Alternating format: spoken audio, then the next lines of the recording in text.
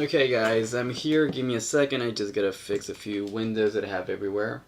Okay, so let's get started. So let me see, T Creeper Boss, if you're able to, could you tell me if the audio is good on my mic? Because I need some feedback always, because I never make sure the audio is actually working. I think it is. If not, I'm gonna check again, just in case.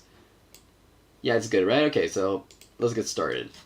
Alright, so I've been sketching a few homunculus movements. So here we have a scene where we have Calavera, the scientist and leader of the group, basically doing some writing or some calculations with technical drawing skills.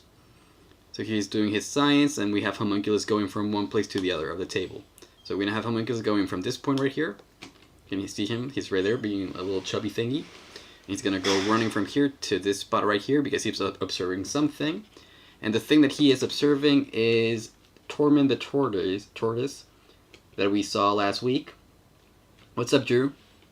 Let me see if I can find Tormund. Yeah, he's right here. See, we have the composite of Tormund. So all of these thingies right here that you can see, all of these are just one single bad turtle. So let's look at Tormund. There you go. That is Tormund. Right, so as I said before, so we have homunculus starting from this point, going to the other one. He's gonna walk like that, like boom, boom, boom. Destroyer of nerds. He's looking at the turtle, and you can see that Calavera starts essentially drawing and doing math, and then he notices a turtle. He gets like kind of frustrated with it because he knows that now Zara is going to be playing some of her ridiculous pranks, and then he just boom, Tormund. Yeah, the name of the tortoise is Tormund. And he is a tormentor. He's a villain. I mean, a funny one. He's not an actual villain. But you can see that the turtle is being levitated by Zara's magic. Yeah, Tormund the tortoise. Yeah, exactly. And, and like, it's a funny scene. I already have the background ready. The background's already finished. I did that in Krita. And Tormund the tortoise is going to be coming here. So I think we can watch a preview of what it's going to look like. So let me render this really quickly. I have the scene right now in 720p so that it renders it a little bit quicker. And when you see it rendered, you go like, oh, that actually looks good. Right now you look like at the turtle, and it only has like a purple mask on top of it for some reason, and some poorly drawn lightning strikes, but they look really good with the full effects. Because this software called Toon Boom is really good for compositing. So, the compositing makes it look better. Tortoise or turtle? He is a tortoise, but I did write in a couple of parts of the scene turtle. So Zara will call him a turtle here and there, which is a mistake from my end, but whatever. Alright, we already have the lines recorded, so I'm not going to change them now. There you go. So that's what it's going to look like for real. So, like that. Destroyer of nerds. And it looks pretty good. Like, you can notice that the effects of the lightning are really good. Yeah, you can call him turtle, it's the same thing in the end, right? But yeah, right now what I'm going to do is I'm going to finish sketching homunculus, and then I'm going to start cleaning up Calavera. Because usually what I do is I sketch first the motion, and then I start the cleanup and in-betweening, which is something kind of weird. Some people already started in-betweening here, in this phase. But I'm going to start just by drawing a few key poses, and then I'm going to in-between probably another day. So now the idea would be to essentially copy homunculus head. So I'm going to go to the onion skin, and I'm going to copy the last frame that we have a homunculus, which is probably number 6, 7, 8, 9. Oh, actually, you know what? No, I have it in the body. That's a problem. Okay, so I'm going to have to go to the body, and I'm going to have to copy the size of homunculus head so we can keep it consistent. There you go. So now we have homunculus head, and let's bring it to here. First frame of homunculus head. There you go. That way I make sure that we have the same size. We don't want to have problems with proportions changing from one point to the other. So I like animating always the body and the head as separate entities, so that's why I'm doing this. And we copy it again, we bring it here, but now we are going to add eyes, although I'm going to do that later. First I'm going to just do the keyframing. And this is what's cool with like really simple cartoon characters, like homunculus, is that his design is so simple. I can do things like like the one I'm doing right now, just copy pasting the head again and again. It's really easy. And then, yep, there you go. I made an animation of Homunculus that keeps the head size consistent. Destroyer of Actually, you know what? The nerds. last one is kind of smaller. Maybe I should make the head a little bit smaller here and there, just to make the transition smoother. That's better. And then here as well. There you go. Here the same thing. And one more, because in the first few frames he's actually kind of closer to the camera, so it would make sense that his head would look bigger. But still, I'm gonna make it just a bit smaller. There you go. Now that looks better. Oh, that's adorable. I love that guy. He's such a funny little pudgy thingy. Let's see who joined. We got Miss Dead Guy. Hi, Miss Dead Guy. Sup? Tomato and cucumber, more fruit than vegetable. Hi, what's up? We're all good. Nothing much. Yeah, we're all good. We're just watching Homunculus go from point A to point B in the cutest way possible. And I think that's going to be good for the sketch phase. I think I'm gonna add a few like face thingies. So Homunculus doesn't have a mouth, so he doesn't emote much. But the one thing he can do is close his eyes. So let's make him close his eye like this, so he looks cute. And then go back to the big old eyes. Oops, something like that. And then final one here. Dun, dun, dun. And then here, you'll be looking at the back of his head, so no eye yet. Here, he would start spinning. So we go with this. Maybe even a little bit more to the left. I can mirror that in case it looks kind of weird. It looks fine. Let's see. Yep, that's perfect. I think that looks pretty good. In fact, you know what? Since I've already shown you the background, which I think is pretty nice. I think the backgrounds are looking kind of neat. They have the spooky vibe. Those dark skies, you know, it's pretty dark. Pretty consistent with the style of all the characters. So I'm going to get rid of the background so I'm able to animate better. And Tormund the Tortoise has already been animated, so we can forget about him for a while. It's going to be easier to animate stuff without him. And that's it. I'm going to keep the table because the table is used for the walking scene and also for Calavera doing math, right? So let's keep those. Let's check it out. Destroyer Oh, that's of adorable. nerds. Okay, so since I've already finished with my keyframes for Homunculus, let's go with Calavera and his cleanup. So to the left I have the sketch, and here in the note tree I'm going to start doing my cleanup. So I have a couple thingies here ready for him. I think I'm going to change their positioning though. I'm going to make one composite for the sketch. Give me 1 second. I did not organize anything beforehand, so I'm going to do it at the time as I speak with you guys. So I think people were already asking a few questions in the chat room, so let's take a look. Somebody said, who is your favorite Sonic character? Miss Dead Guy says that she likes Knuckles. Drew says that, hey, after stream, if y'all are okay, could you guys help me figure out a renderization I'm having in Blender? Yes. Yeah, actually, you know what? I think I'm gonna try to make a couple more Blender videos here because I also work with Blender a lot for my backgrounds. I think I should show you guys how I work on Blender as well. I haven't yet because I've already done a lot for the backgrounds and I didn't have to do anything now, but one of these days. Let's take this guy over here and then move all of those guys, which are the sketchy thingies, over to the left and bring the vector guys to the left. Because, you know, here in Toon Boom, the best thing is that you can work both with raster and vectors. But right now, I'm going to need vectors. So now let's create a couple of objects, which are going to be the ASDF peg. Oop, I don't know what happened there. Chill. Let's bring this guy over here. And this is going to be for the body, okay? So let's bring in our peg. Pegs are things that you can use to move the character around. And you need to use like a system where they all go together. I'm going to get rid of this older file that I'm not using anymore. Let's get rid of that one. Let's get rid of this. Let's get rid of this. So now I'm gonna change the name of this object from ASDF to Cal for Calavera, and I'm gonna say that it's the body. So this is going to be the body. Then I'm gonna have the table. So as you can see, the table has to be in front of the body. So I'm gonna keep that layer on top of the body. And then everything else is going to be on top of the table because the arms and the hands are actually going to interact with it on top of it. So they're going to be in front. So let's create another layer and call it from ASDF to Cal arms, for example. Am I going to do one for the arms or one for each arm? I think I'm going to do one for both at the same time. That way it's going to be easier to like put everything in order. Otherwise it's a nightmare. Somebody said something? Nope. Okay, let's keep going. So that's the arms, and I'm going to create one for the hands as well. Here's the F. Hands, again, the same idea. Or maybe for hands I am going to make one for each. So I'm going to make a hand right, although I'm going to rename it again. It has to be properly named, so I'm going to call it Cal Hand Right. And I'm going to create another one called Cal Hand Left. I know it's boring watching me organize stuff, but it is a big part of the process. I am sorry.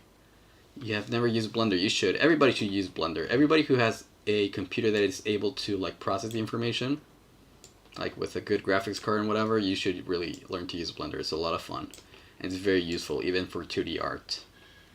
Also, it's a great way to learn compositing as well. And compositing is a great skill to have if you're going to do anything related to animation, both in 3D and 2D. Which is not even animation, but you know, layering is important. Drew asked, it's sub-alignment issues that I'm having with certain layers, the contents of which I'm still a bit new to using. Yeah. Well, I don't know.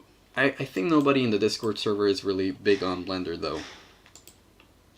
Like, I use it occasionally, but even me, I'm not a huge Blender guy, really. I use it more as a secondary thing. But we'll see if we can help you, though.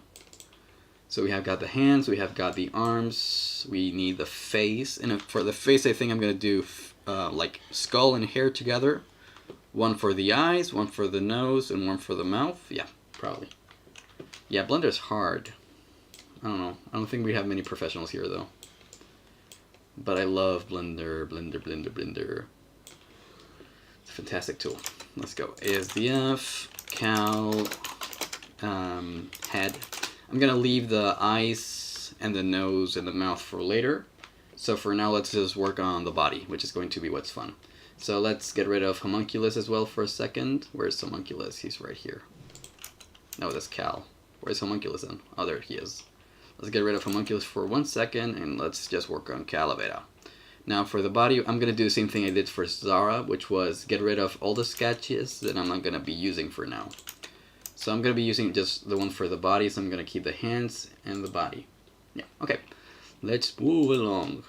Let's see the Discord. I have it here. I should have it on my right side, otherwise I cannot read the Discord while at work. The Discord is doing fine. Nobody's talked to me yet, so it's all good. So let's start the process of, how do you call it? Tracing. So for tracing, I am going to use a transparency layer, and I'm going to make everything a little bit more, you know, less opaque. I'm going to keep the table there just as a reference. Let's go with the body then. Body. And for brush, I'm going to be using a 1.5 brush. I'm using very thin brushes because then I create a thicker outline with some compositing tricks. So I don't need the actual lines to be thick, and it's better to make it look, I don't know, like less flashy. Whenever you use like thick lines, it looks like flash even if you animate it like frame by frame, which is a shame. It's all good. I'll do my best to explain my promise, but I'll show you guys an example of what's happening. Okay, yeah, we're gonna work on that, don't worry. Let's bring this guy over here, this guy over there, this guy over here, this guy over there. Bruh. You're not gonna be able to see the neck and the whole animation, but whatever. And what else have you guys been up to? Because I've been up to, you know what, the animation. Also, I'm gonna be animating some Invader Zim shots as well in on my next stream. Today I'm doing Calavera, but this Saturday I'm gonna be animating Invader Zim. I only got like 5 seconds, or it's like 15 seconds almost, but it's like 3 shots, or 5 I think it was gonna be in the end. I'm not gonna be animating, which is kind of a shame. I wanted to like animate something big, but you know, like collaborations, when you work in a collab, yeah, you don't get a lot of work on you. I mean, it's good because they're not paying me, so yeah, it's good that it's not a lot of work. What's your New Year resolution? Mine was, I said it last time, I think, as a joke, but I meant it. I don't remember what mine was. I had one, though. Oh, I don't remember. Okay, I think I'm not even doing the arms thing. Oh, shoot, I forgot. I gotta do the arms thing. I told you why, because I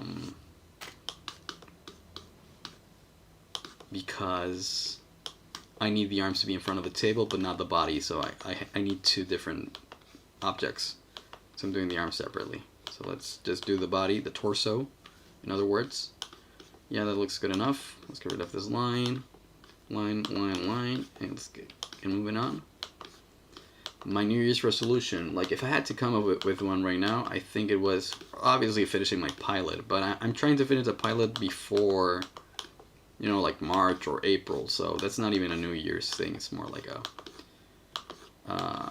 it's like a medium to short-term goal, really. I don't really have one. What about you guys? Do any of you have any interesting New Year's resolutions? What about you, T? Do you have anything interesting? Oh, shoot. There you go. I don't even need to draw these lines, well, because you're not going to see them. I love drawing. Mine is to become a better YouTuber. Okay, yeah, I mean, yeah, that is always a good goal, to try to improve your game. Should I improve myself as a YouTuber? I don't consider myself a YouTuber yet. I mean, I have been doing a couple streams here and there, but really what I do is I animate stuff. I'm an animator for now. I want to be a YouTuber in the future, though. Like, I want to do more stuff, more interesting stuff. Bum bum bum bum bum bum da dum. What about this? This? There you go. And bam.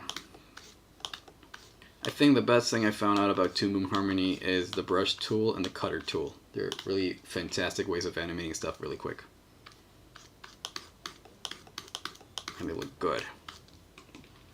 Like, it looks right between the worlds of sketchy raster and the worlds of vector perfectionism. It's right in the middle of those two ideas. And I like it because I need both of them. Miss That Guy says, I usually set my goals as something I can achieve, like buying coffee or drawing a hand. Drawing a hand is so difficult. Like, I cheated today. Like, these hands are literally mine. I took pictures of them with my camera, and I literally just used them as reference. Because I don't know, I have a hard time, like, imagining hands. I think, like, drawing hands from, like, memory, that would be, like, the goal. That would be the right thing to do. Not memory, what's the word? From imagination, I guess. But, yeah, I gotta learn to do that more. I think there are a couple hands that I did draw by, like, with my imagination, but at least half of them were from reference. Although reference is the best. I love reference. Okay, so I just noticed I started drawing the last keyframe, which is preposterous, but whatever. I think I'd rather animate the first keyframe better. So let's create a new drawing right here. No, where is it? Oh, this is a long animation. There you go. Here it is. So here, and then start with a new one to the left of it. Let's trace another one. You use a mirror when I need to draw a hand. Me too. I used to use mirrors, now I use my camera. But I use my webcam, so I don't have to move. But yeah, it's literally awesome. It's the best way to, like, get really good hands. And I really like drawing, like, expressive hands for these two characters, for Calavera and for Zara. They're really expressive with their hands. So I really need to get really good hands, or really good at hand drawing in general. Let's see. Boom, boom, boom, boom, boom, boom, boom, boom. And for the bodies, there are a couple of bodies that I used 3D models as reference as well. Especially for, like harder scenes where they have to walk from one point to the other. I have a hard time imagining, like, people walking. Just walking is hard for me. What did they say? T Creeper says that they're doing fan art right now. Oh yeah? Fan art of what? What is fan art of? I want to know. By the way, Miss That Guy, your Zara was great. It was a cool rendition of her character. And who else did? Calavera not that long ago. Spiridonna. Spiridonna did one. I don't know if she's on the stream. If she is, then I gotta tell her again that her drawing of Calavera was awesome as well. Honestly, whenever I see one of my characters being drawn by somebody else, it's always really gratifying anyway. It's really cool. I like to see these guys. Dun, dun, dun, dun, dun. The little gray guy. You mean Homunculus? Or is it another little gray guy? I don't know if there's other little gray guys out there in the world. But I know Homunculus is kind of dark. He's like dark blue.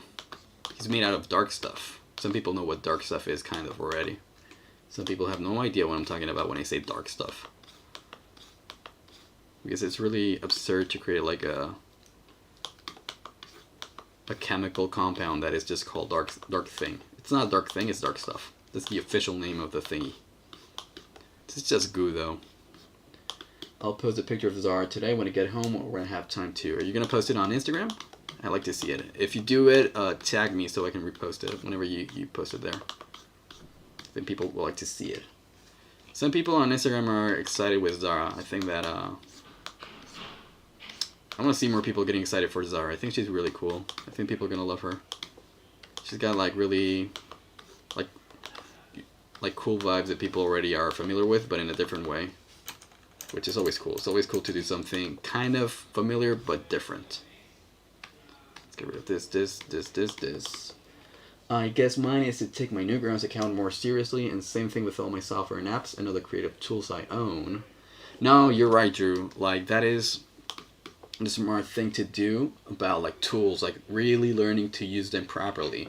Like, I think the thing that makes me a relatively good animator, or an animator capable of starting a pilot, is that I didn't just use one software. I use all of them. I use a bit of After Effects, I use a bit of Krita, I use a lot of Toon Harmony, and even a little bit of Blender.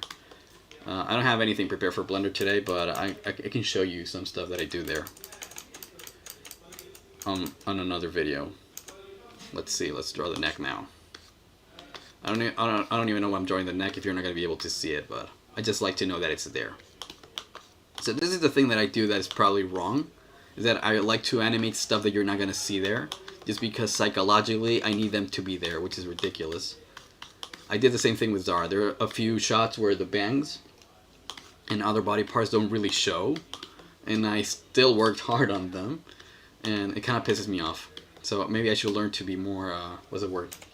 Productive or efficient with my my line work. I did line work for stuff that wasn't going to be seen. Or I don't know if that's the right way to do things. Maybe it is. Maybe I actually did the right thing, because I like to imagine like the stuff there, so the entire system kind of works as a real object. Let's get rid of this. Get rid of that. Also, you know what my New Year's resolution is? Why do you even do that? It makes it take longer. No, I just told you, because like I like to know that the things are there even if they're covered. It's ridiculous. I'm not saying that I'm doing the right thing. I'm just saying what I do. And I'm saying why it's probably not the right thing. Okay, let's see what we got so far. Let's go to node view. Let's get rid of the raster version of him. So right now we have got... Oh, why is it doing this?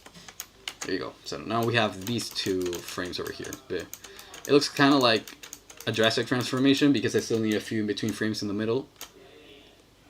Because, you know, like, I'm not that good at keeping form, but yeah, he's changing his volume from one point to the other. But I think it's going to work well, because in the sketches it looked good. So I'm going to just keep going. Let's keep going. So those are... Yeah, I was going to say, another one of my New Year's resolutions, and I have a good one, is to do this, what I'm doing right now, a bit faster. I think I got quite fast, but I think that I can still get faster at doing line work. Because I've seen Zoirol. If you look at that guy, he does the same thing I'm doing right now, but way quicker. And it's like he just imagines the figures in his head. I want to do that. That is my goal, to learn to do what he does, which is just draw. Like, he doesn't keyframe the way I do. He just draws like basic positioning of the characters in the composition, but he doesn't keyframe them. He just draws them, which is insane. Like, I want to do that, but for now I still gotta, you know, draw my keyframes in raster, and I took like an hour just to draw like 4 or 5 keyframes for Calavera. It's not that crazy long, but you know, it could be faster. Oh, I'm drawing the arms. I shouldn't draw the arms. I already said I'm just drawing the body. Okay, something like this, something like this, something like that, something like this, something like that. I love making Calavera's anatomy so angular. Like with Zara, I make her a bit more organic looking, like a real person or a normal person. But Calavera, I'm go like, yeah, fuck it. Like his shoulders are literally just triangles sometimes, which is non-natural. You said that you had something on the Discord. Let me check it out. Here it says fan art. Oh, look at that homunculus, but it's an actual drawing, right? With markers. Awesome. I'm gonna give it a like. And I'm gonna show it to you guys as well. Can I open it here? Open original and bring it here. Here we go. This is the fan art that T Creeper Boss just posted on the Discord chat. And it's really cute. I like it. I like the fact that you also did the, what do you call it? The dark bags below his eyes. Like, they're not that noticeable, but they're a huge part of his design. Like, he only has like 3 design elements. So, yeah, if you didn't draw the eye shadows, you would be missing a lot. So it's a really good job. Really good job, T Creeper. Let's keep going with this guy, the Angular Boy. Also, Calavera was the first character I designed out of the bunch. And if you've seen my comics books that I used to draw before, or cartoons in general, I didn't know anything about anatomy until like very recently. So Shio has kind of that design from that era when my anatomy was crazy. And I want to keep it because I already designed him like this, so I'm going to keep him crazy angular. Meanwhile, you look at Zara or you look at Freya and you go like, oh, they have like proportional bodies, kind of. They have like, they're not made out of triangles and polygons. Because I wanted the show to have like the style that, it's not anime, I guess. But it's like kind of realistic, which is not common in Western cartoons, if you think about it. How many Western cartoons do we have that have like reasonable body proportions? Not many. I can think only of Avatar, which is a huge influence, by the way. So that's the only one I can think of. And I wanted to do that. I wanted to have like characters that look kind of real. But Shio doesn't have eyebrows. Shio has angular elbows, and his design is not real at all, which makes him kind of stand out, I guess, from the bunch even more. Like the scar wasn't enough. But ooh, shoot. Yeah, there you go. Actually, you know what? I should actually trace the actual line work. Yeah, it's kind of stupid when I do like sketches and I don't actually trace them. Oh, I have a tool for this. Pulled string. Yeah, that way I can do it slowly. Yeah, if I was a cleanup artist, I would get fired immediately because I never trace the stuff I have to trace properly. I just use it as an idea, and that is wrong. You should always follow your keyframe animator's lines. It's part of the gig. I never do it. Miss That Guy says, the only one I can think of is Archer that isn't a kid show. Archer has a crazy style, though. Like, it is kind of realistic, though, you're right. But it's also, like, literally flash animations, like puppets. It's, like, literally just puppets.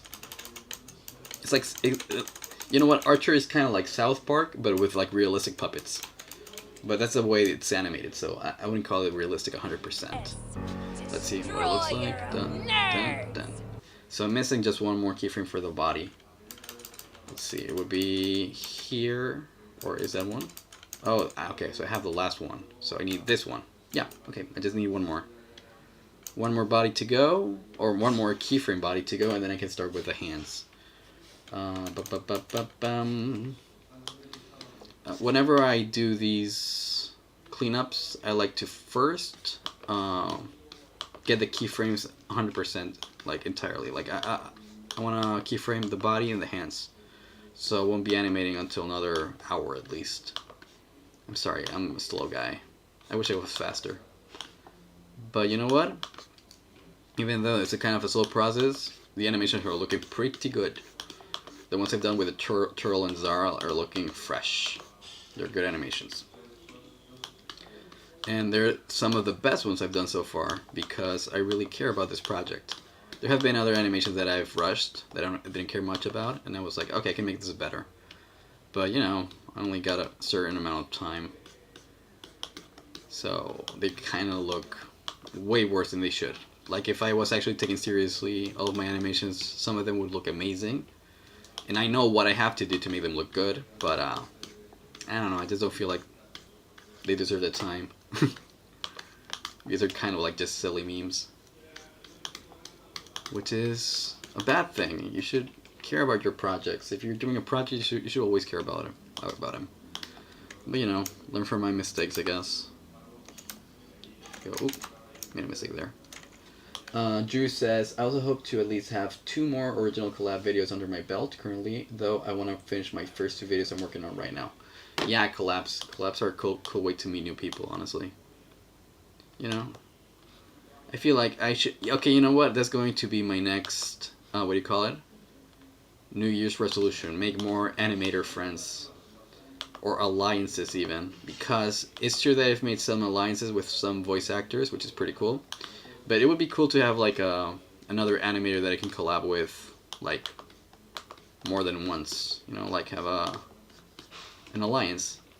Make, like, short, goofy videos, but that's like, I think that's a good thing, to start making, like, contact with other animators. I'm gonna try to do that as well.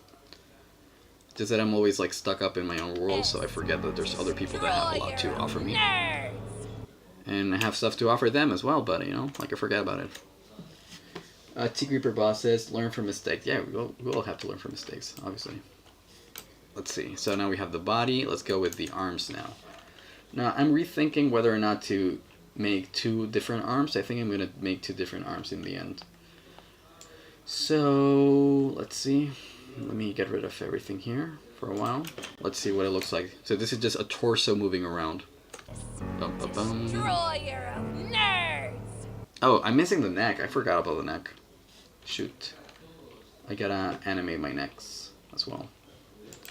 Let's go get the body. Here we go. And yeah, you know, my friend came up with my name. Yeah, I didn't know that. So now I know it. Oops, made a mistake there. Let's come to the body. There we go. Let's get rid of the pulled string. Stabilizer off. There you go. So I'm missing the neck in a couple frames. Let's get rid of the onion skin. It's so annoying. You can link him. I mean, it's not necessary. Like, you can do it on Discord. Like, in Discord, you know, all you guys are free to share whatever you think is important or necessary for everybody else.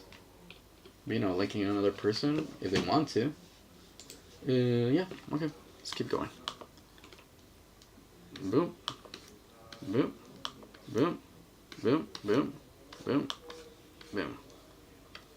These are some loose lines. And that done. And what else? What about for Christmas? Did I already ask you what you got for Christmas? I think I did once. I think somebody said something about socks. Or maybe that was me. I mean, I got a lot of socks, which is awesome because socks are really useful. I love having Christmas socks. Oh, this neck is the same as this one? No way. That can't be right. I'm going to change it a little bit. I'm going to make it like... If the body goes down and neck stays in the same situation, you got to kind of flex it in a different way. So it's going to be a little bit better. Then bring in these lines over here, bring in these lines over here, bring these lines over here, and bring in these lines over here. Dun dun dun, whoop, dun dun dun dun dun. There you go. Ah, man, I love animating. I wish I could only animate throughout my entire life. It would be the most fun life ever. Unfortunately, I have other stuff to do. Oh, okay, maybe some onion skin here would be actually good.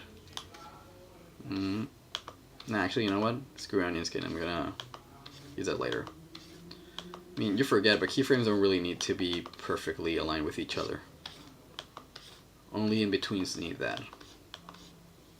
Something like this. And you know what I've noticed since I haven't been using many puppet rigs lately, because I was using some puppet rigs for face animations, is that imperfections make your animations look a lot more, like, charming. Like, if you have perfect things, I mean, that's cool because, like, you know, it's, like, accurate, but it can get really stale sometimes. So let's see. Oh, presents. Let's see. You know, my friend came up with my name. I can lick him. I got a tortilla blanket. What does that even mean? Like a wrap up? Like a, you know, like you make yourself into like a tortilla, or like a, what is that? I want a tortilla blanket. I got Sonic Frontiers, the game. Cool. Minecraft Creeper Light. I don't know what that is. It's like a lantern from the game. I don't get it. I really love your animations, and I feel it's important to find a balance between making your animation look good and allowing yourself to be loose and relaxed while drawing. I think so. Yeah, I mean, it is balanced because in the end, like, you cannot be lazy as well with your animations. You gotta care for them a little bit. But as you said it before, just don't go crazy about it. Like, trying to make it, like, loose a little bit. And the Sonic Big Play sent in a 20-pound gift card. 20 pounds. How much is that? Is that like a $25 or something, or 30 euros. I don't even know which coin is bigger, but it's a lot of money. It's a good amount of money. Let's keep drawing. Okay, so now I can get rid of the body. Be gone, body. And now we have the vector version of the body. Let's see. Ah, that looks good. That looks good. I have a PlayStation gift card, and I have pictures of my nephew wrapped in it. That's adorable. Yes, if you want. I mean, it is your nephew. Like, you know, it is the internet. You should always be careful with what you share on the internet. I try to do that myself, but yeah, I mean, it's just a harmless picture, though. Ooh, let's see. So the body looks fine. I mean, he is kind of like switching his volume a little bit here and there, but I think that's okay. As I said before, Calavera is the most unrealistic human in the series, so it's gonna be fine. Destroyer of nerds! Yeah, okay, yeah, I'm okay with that. So for the arms, I already said before that in the end, I think I'm gonna be doing 2 arms. One left and one right, because otherwise I might want to make one, like, I want to change maybe something on the right hand or arm and not the left one. So this is going to be an issue. So let's go with another one of these. I'm going to rename this one, how do I rename it? Arm right. This one as well. Arm right. And now this one's going to be called arm left. So let's go change to ASDF for arm left. And I'm going to peg everything. One peg for the whole Calavera. I don't even use pegs that much, but I like to have them there just in case. You never know. Okay, so now let's start tracing the arms. So I'm going to trace, first of all, arm on the left. So I'm going to unmirror it. Oh, by the way, it was mirrored. So I gotta look at what it looks like, actually. Destroyer of nerds! It looks kind of like unbalanced. Kind of looks like it's tilting to the left a little bit. But I think I can, like, rebalance that with the arms. So it's all going to be good. It's all good, boy. So let's keep going. New frame, new drawing, I mean. Let's draw the arm. So if the arms are going to be in front of the body, what I need is for the arms to connect right here. You know what I mean? So that way I can color this area over here. It's going to cover this line over here. So let's make it connect like this. And yeah, that's good enough. Get rid of this line. This is the thing about these lines, like, sometimes I like keeping one of these, but then I'm going to have to animate it throughout the whole thing. And I don't know if I want to do that for this one. I think I don't want to. Because I've been noticing that usually the TV shows I'm talking about, like Legend of Korra, that have like semi-realistic animations, they actually have very little lines. Like, you'd be surprised because everything looks so real that you're like, oh, probably they have like a lot of detail. Not really. They don't really have that many details in their bodies. Like, they don't have like many folds for the clothes. And it's always surprising whenever you grab a still frame, you go like, oh, this is surprisingly simple. They have simplified the forms to a crazy extent. That way the animation is not even more expensive than it already is. Like Legend of Korra and The Last Airbender are very expensive animation projects. But they would have been more expensive if they were drawing like, you know, like squiggly lines in the clothing. And they avoid that at all costs, apparently. So that's one thing that I gotta do myself as well. So let's make this connect to the body like this and like that. There you go. So what are you talking about, guys? Miss Dead Guy sent a pic of his little brown blanket. Let's check it out. But over here. General. Oh, that's so cute. It's literally a tortilla blanket. Baby in a burrito. I'm gonna send the dancing clap. And yeah, it's really cute. I got a few Transformer toys and Sphero RVR. Somebody sent something over here. Oh, I think Miss Dead Guy just posted Zara's fan art on Instagram. You guys gotta check it out. I don't know who here follows Miss Dead Guy. I mean, I definitely do, obviously. So let's retweet it. Not retweet it, like, what's the word? Repost, or, you know, I posted your story, whatever. I'm gonna add some music. Have you noticed, if you follow me on Instagram, you will notice that I always try to, like, add cool music. I mean, I think everybody does that, right? I don't know if people pay attention to the music I post, but I try to make it cool and fitting to the stuff. So I'm gonna add, I don't know. I don't want to think about this right now. But I do want to add music, though. What am I gonna add? I'm just gonna add something by... Oh, Don't Hug Me, I'm Scared. The Time Song What is it? You can put on the wall or wear it on Oh no, I cannot play music here. I forgot that you can't play copyrighted music here. Even if it's on your phone. I mean, I don't think people are going to be looking at my stream for that, but, you know, I gotta be careful though. Okay, I'm just gonna add whatever the thing recommends me. Zombie, Japanese music, I think. Oh, it sounds really cool. I love it. Just post it here, and I'm gonna tag. I'm doing it on my phone, by the way. That's why you don't see anything on my computer. Give me 1 more minute. I'm almost finished. Gonna be like, awesome! Exclamation marks. Look at what at Miss Dead Guy just drew. I mean, I know you drew it yesterday, but I'm gonna act like you just drew it right now. And I'm gonna say it's Zara. Exclamation marks again. It's been a cool week because I got 2 fan arts this week, or 3 fan arts actually. You know what? I got 3 fan arts so far. So it's been a great year. I plan on using this robot for filming and behind the scenes purposes. What robot? Did you send a robot on the Discord?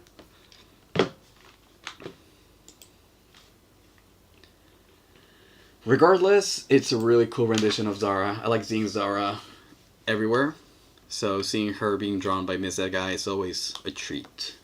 But I gotta keep drawing my pilot, so let's go. So we have got 1 arm over here, and it goes all the way to the end. So here, this animation, I'm being lazy, and I'm just using 1 arm drawing for the whole motion over here. Do you think I should draw more than 1 arm? Because, you know, I'm moving like the wrist. Like, even if you move the wrist, a bit of your forearm is moving. Probably I'm gonna have to draw another forearm. It's okay. I will think about it later. I'm not sure yet, but I might. I also might not. Depends on how tired I feel. Let's go with another arm shape. Let's go something like this, something like this, something like this, and this. And see, this is what I mean with the pointy elbows. They're ridiculous. And I do gotta try to connect it with the torso, though. Like this, this, this. There you go. Got it. Perfect. Then I'll clean that up a little bit more. Get rid of all the lines you can. I'm gonna keep this line, though, because this line shows depth in the arm shape, and I need depth, or just a little bit of it. And here I'm going to try to keep this fold intact. Yep, something like that. Ooh, that looks good. Okay, let's go for the next one. Would be right here. Yep, there you go.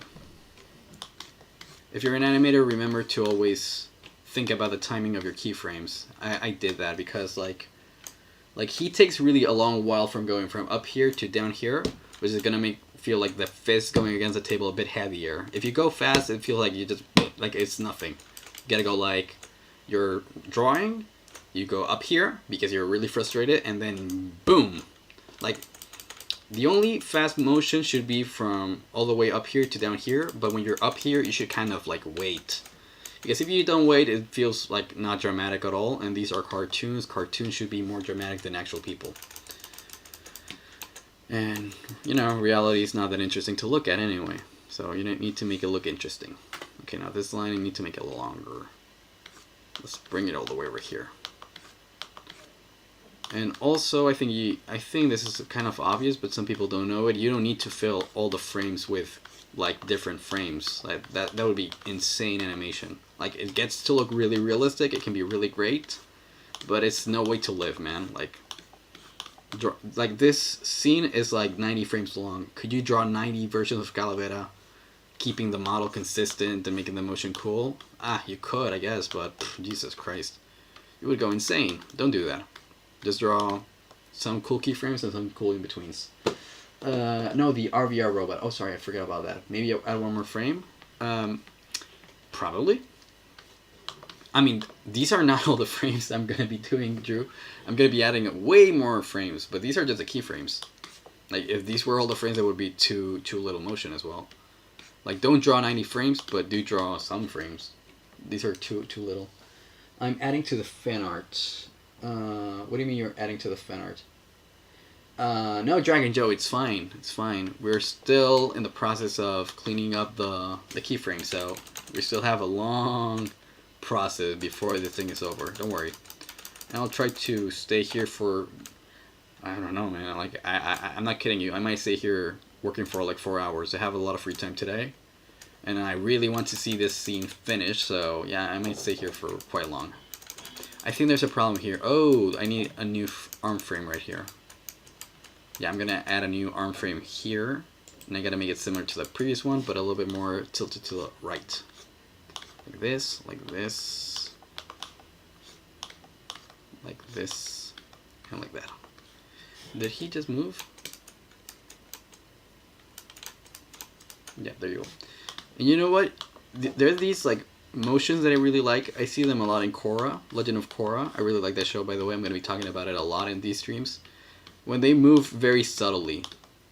It's like really nice. It's like, for example, this motion in the arm is just it's like so subtle and small. If I add like 4 in between frames, it's gonna look really nice. It's gonna look like almost real, like organic. Like, oh yeah, this guy's just moving a little bit to the side, but he's not actually doing an action. And I don't know, I want to make more of those. I don't usually do those, but you know, this is a serious pilot, so I'm doing serious stuff. I'm working like if I was a pro, which I'm not. But I'm working as if. Okay, there you go. Blah, blah, blah, blah, blah. So, hey Joe, hey, oh hey Joe, I heard 2023 is the year of the rabbit, and one of my animation inspirations is a cartoon rabbit who breaks the fourth wall and helps a live-action detective named Eddie Valiant. That sounds cool. I mean, we all like rabbits, don't we? I love rabbits, personally. Let's see what it looks like so far. S. Destroyer of nerds. And he goes up and he goes down. Perfect. So far, so good. Let's go with the other arm. So Dragon Joe, we were talking about New Year's resolutions. I said that mine was to draw faster and to make contact with more animators online. What are yours, if you have any? If you don't have any, that's also fine. Sorry, I burped. I drank a lot of Coke. Let's see. Arm right would be the other one, right? Perfect.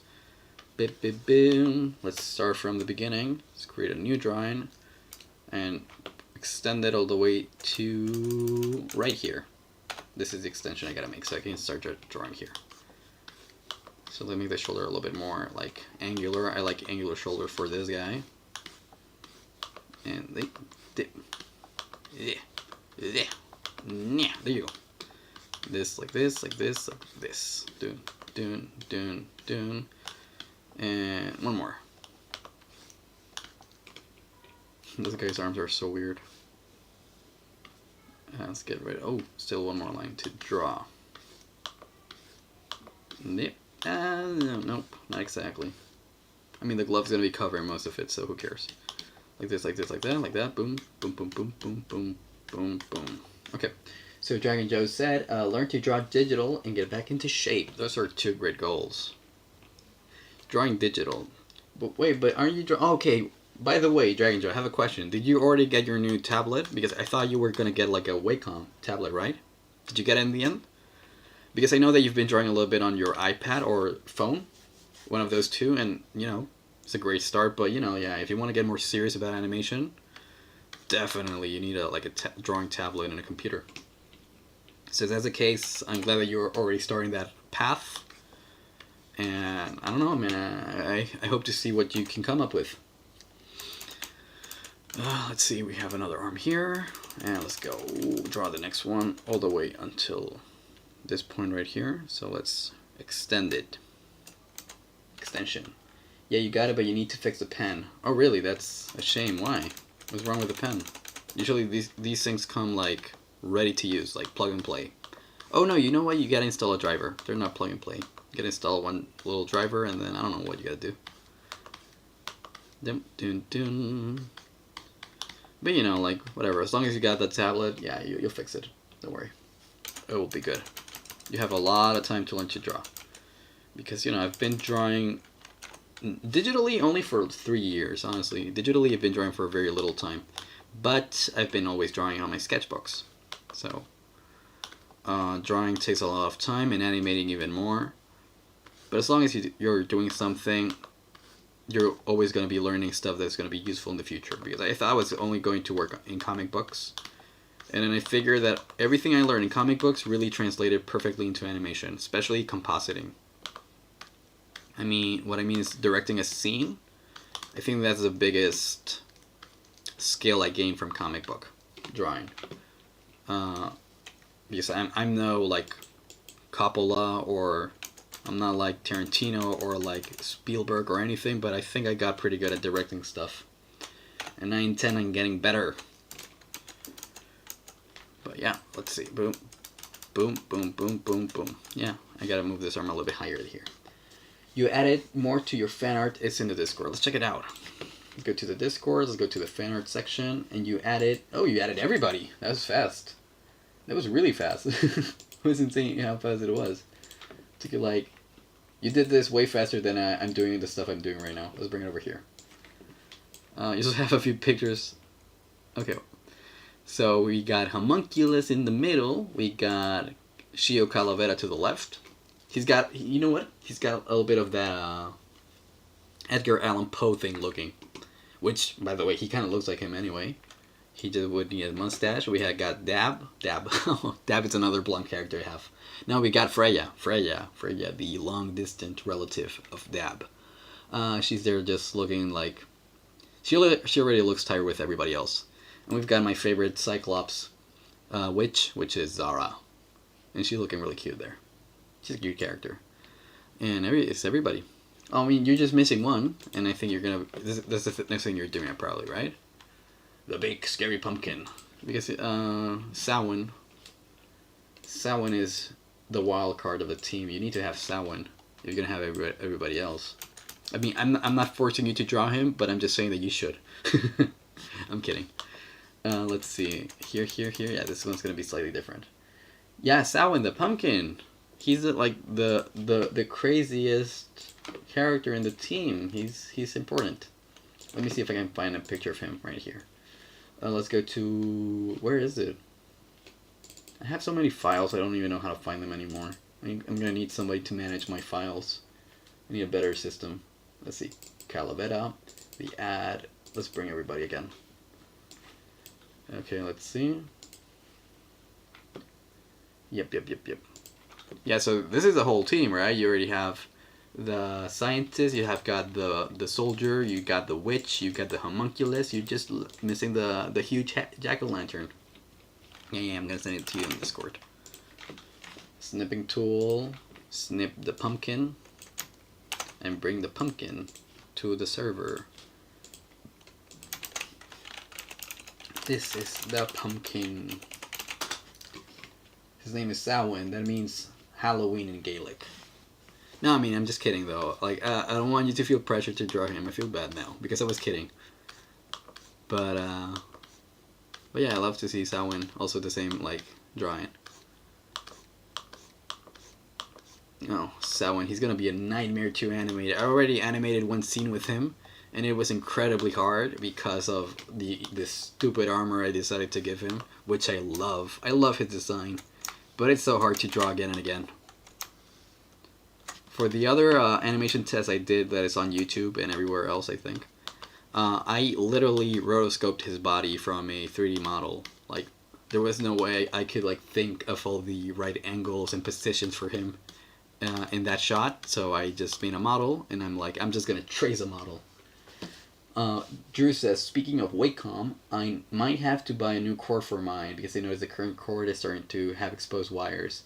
Drew, buddy, I literally have the exact same problem as you. I'm having the same issue with my Wacom tablet. Like, it has, you know, like exposed wires, and I'm scared that it's gonna stop sending in like the appropriate amount of like pressure or something, because, you know, like, it's already a couple wires that are not doing contact, so that's gotta be bad for something. I don't know what for, but I'm sure of it, and it's gonna get worse from now on because I've had like phone chargers eventually destroy whenever they start like that.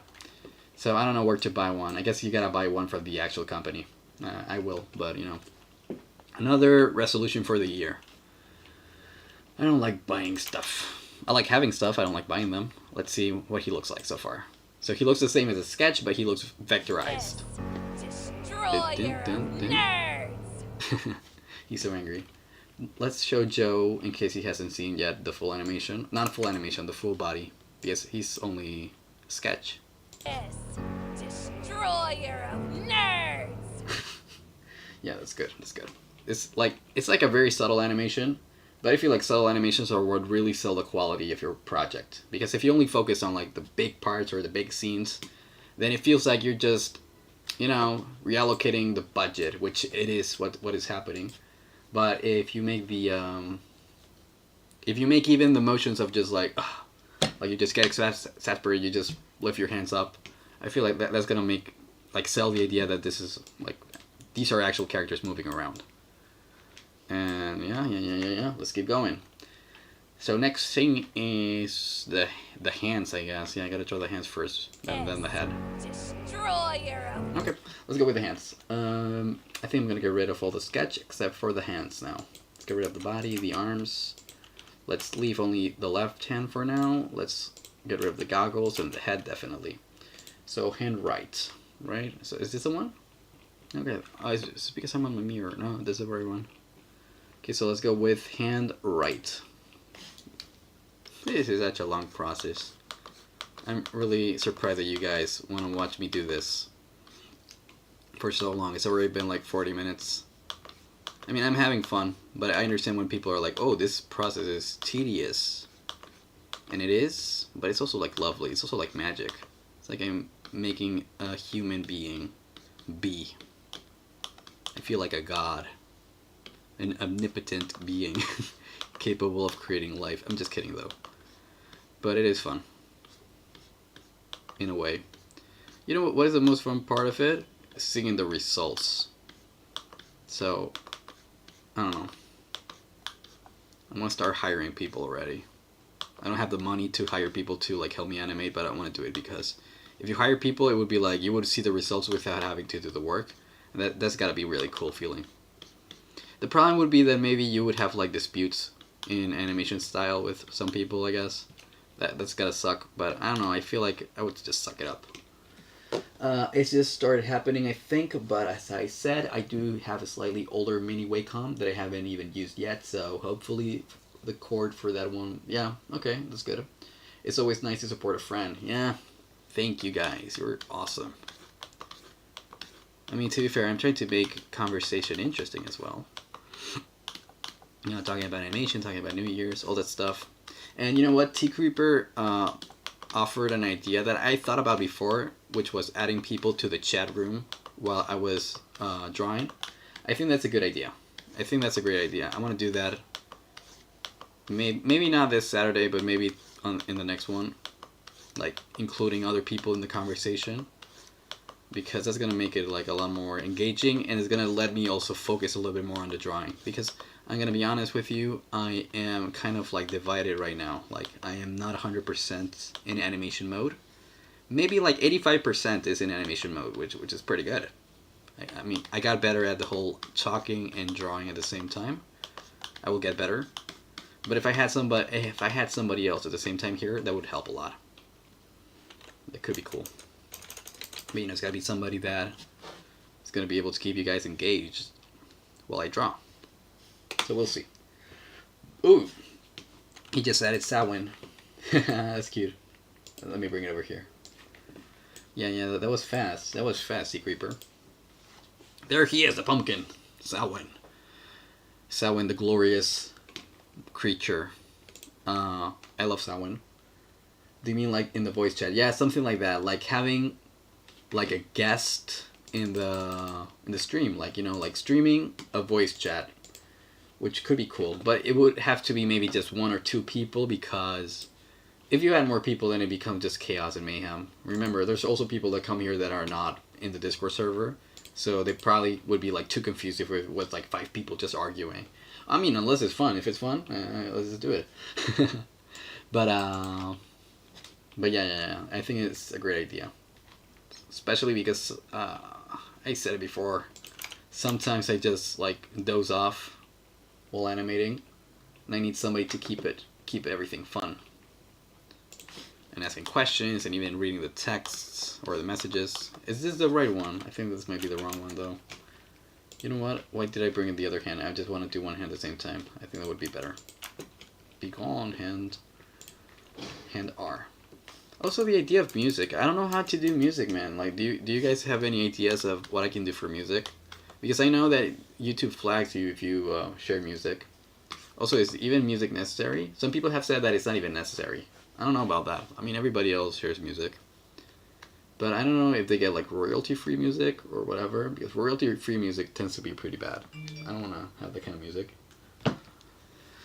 Oh, where's my pen? Stabilizer off. There you go. Royalty-free music. Yeah, you know, royalty-free music is like music that doesn't have any copyright that people share for you to like share for free. But I don't even know if that kind of music is allowed. I think it is, probably. But I don't even know if I want it here, or if there's a good playlist that fits with my tastes, or your guys' tastes.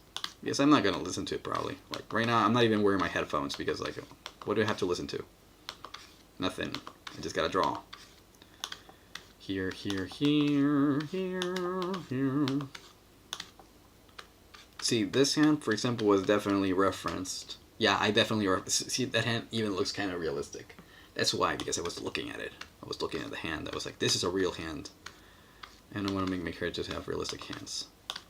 By the way, did you all guys see the final version of the animation I worked on last week? Last Friday, I think it was? I posted it everywhere. I posted on YouTube, on Newgrounds, on Instagram, on Twitter. It's literally everywhere. I'm really proud of it.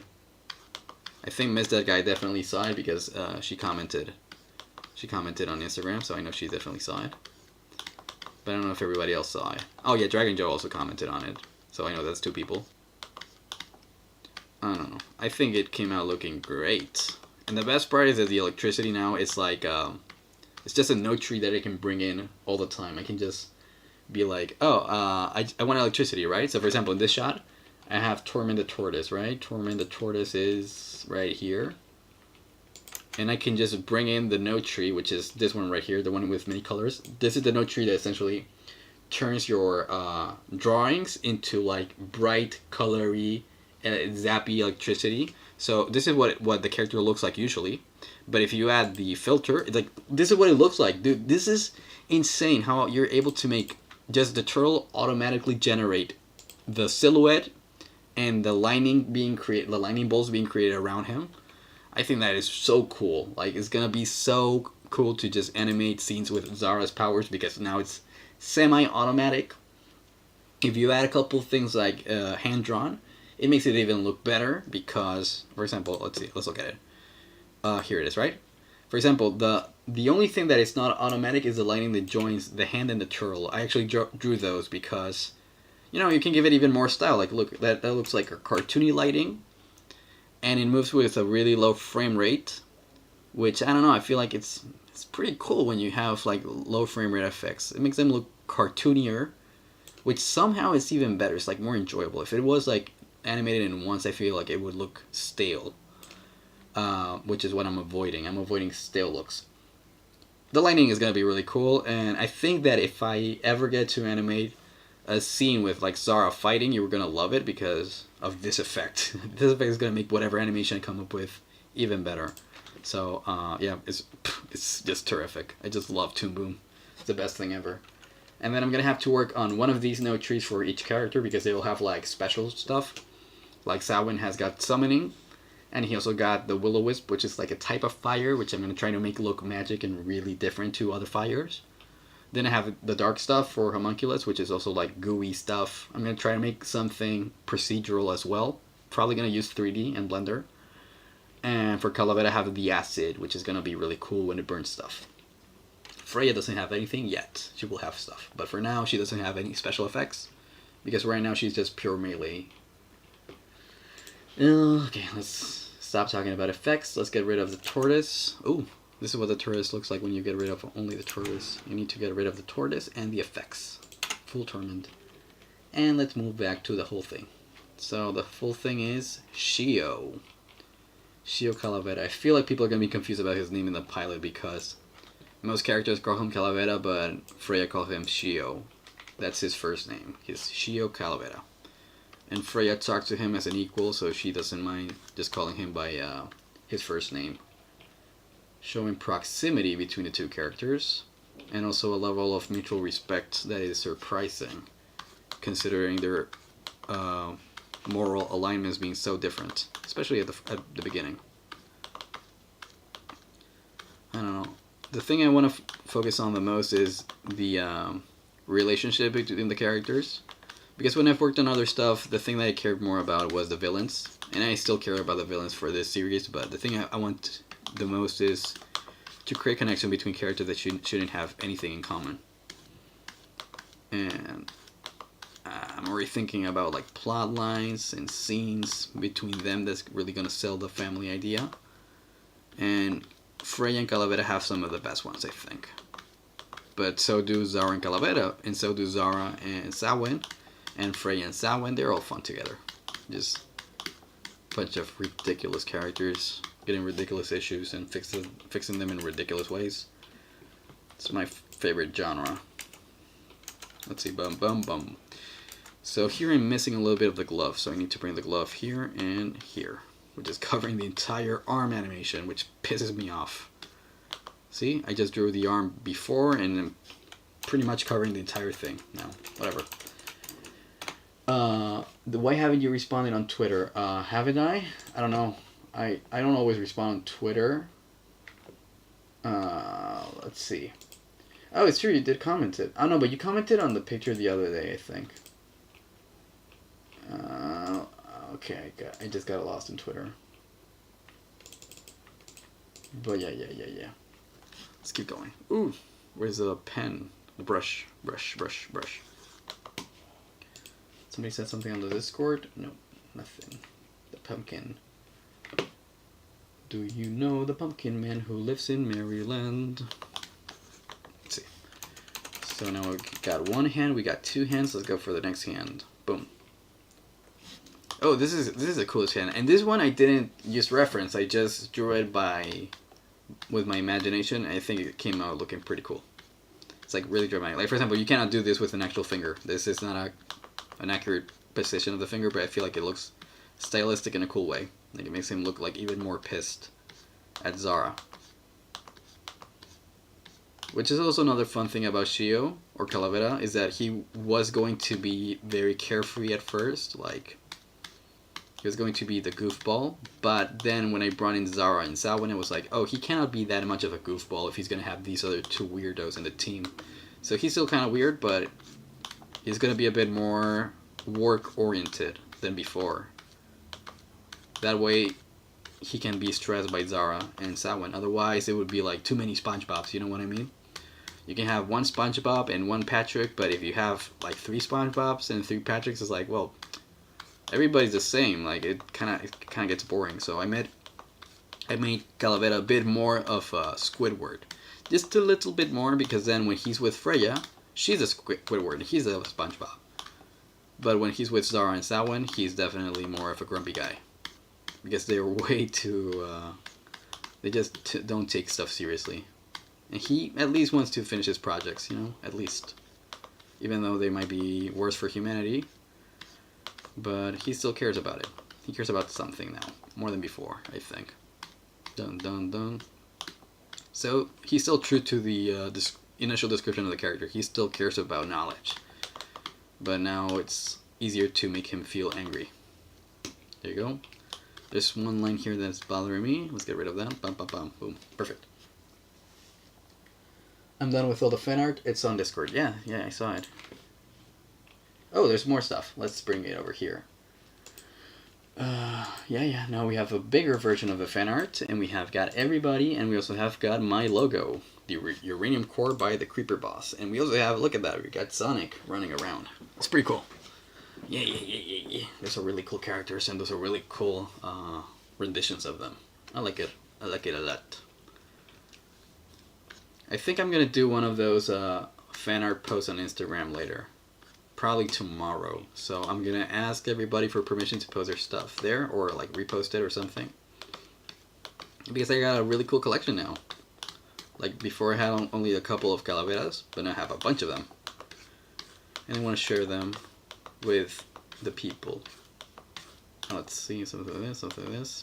Maybe on YouTube, maybe on Instagram as well, and Twitter. I think those are the 3 ones I want to share it on. Newgrounds, I'm not sure about Newgrounds. I kind of like Newgrounds for videos, but I don't like it for illustrations. They ignore mine at least. But my videos do well sometimes. Let's see. But ooh, I made a mistake. Where am I?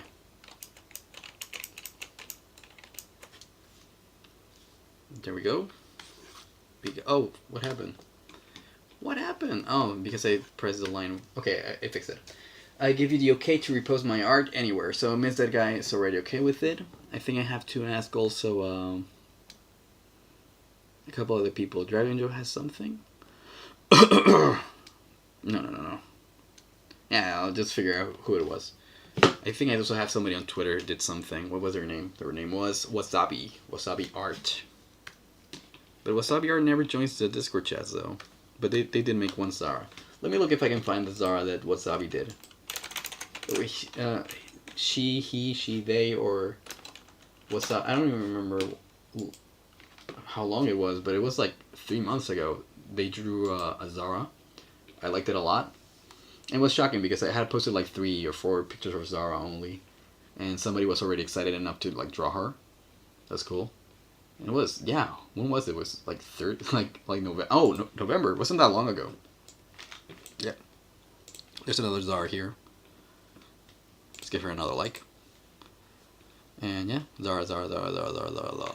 I was just posting a few shots of her in the storyboard, and somebody was like, "Oh, I want to draw her." And I was like, "Oh, really? That's cool." But yeah. I love fan art. Fan art's the best thing ever. Where is the? Oh, what happened? Oh, Miss That Guy just followed me. Cool. Let's follow Miss That Guy. So now we are all on Twitter as well. Let's see. Let's keep drawing hands. I keep forgetting you have Twitter. Yeah, I don't know. It depends.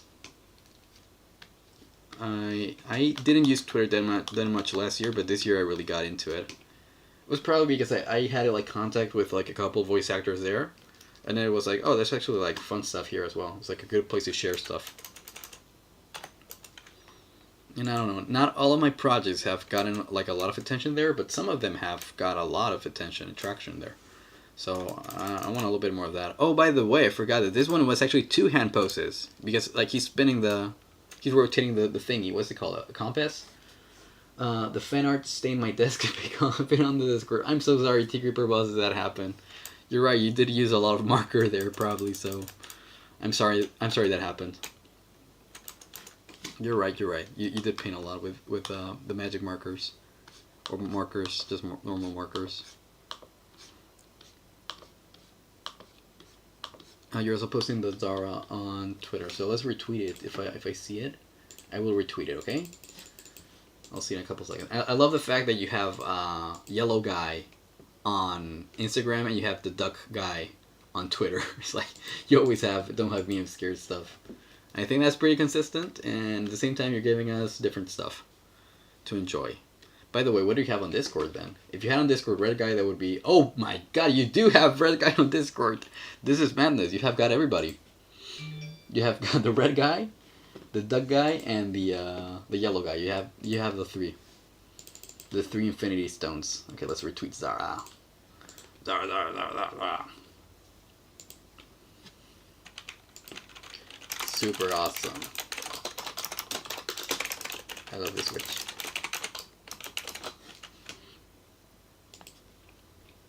There you go. Yeah.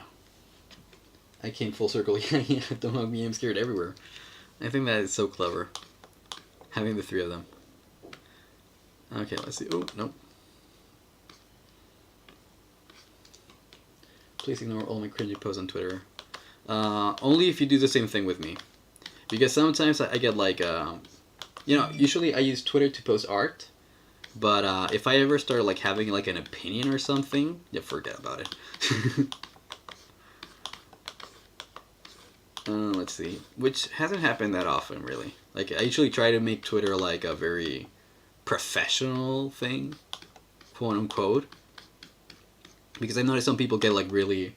they get like really personal about sharing stuff on Twitter, and I'm like, oh, that's a little too much, friend. Which is like, okay, like it's your Twitter, you know what you use it for, but it's kind of weird. Like it happens to a lot of people. Like you share a couple of things and you're like, oh, I want to share more, and then you end up sharing like a lot of stuff. I try to keep that in check, just in case I speak too much.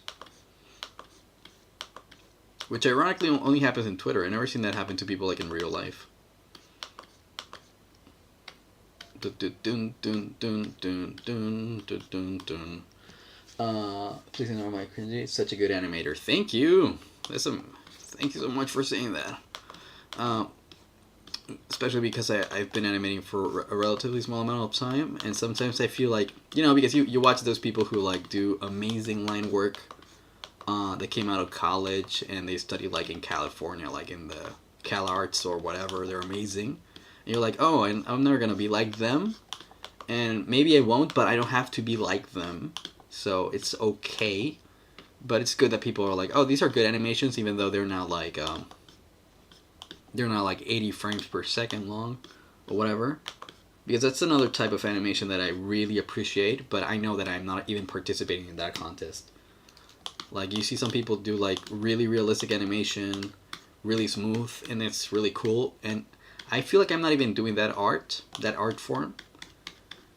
And sometimes I feel self-conscious when I think about that, because I'm not even trying to. Like, if I was at least trying to, I'd be like, okay, I'm failing at it. But I'm not even trying to, so I feel bad. But if you say that I'm a good animator, then that's good enough for me, dude. Like, I just need to tell a story. I'm a storyteller. I'm not a Sakuga animator. You know what Sakuga is? It's what I don't do. Don't be like others be like you. Yeah, I mean, you gotta be like yourself. Because if I was doing like those like Sakuga type of animations, I would never get anything done, like ever. I gotta do something that is like not low quality but snappier, so I can get it done. I want to get stuff done. So let's see. We have a really cool hand here, but I missed one. I have one hand here as well, so I'm gonna copy the first one. I'm gonna copy it right here. There you go. Oh shoot, I didn't copy it. I didn't copy it. I gotta like oh, I gotta copy the actual frame. I think I did it this time. No, I didn't do it. Why? What is going on? I've done this before. Yeah, it's not working. Whatever I want to do right now. I'm just gonna create a new frame here. I'm gonna extend it all the way over here. There you go. Took me a while, but I did it. I repeated the frame that I want to repeat. Oh, and I should bring this way back. Oh, perfect. Oh no, I missed one frame. No. What happened?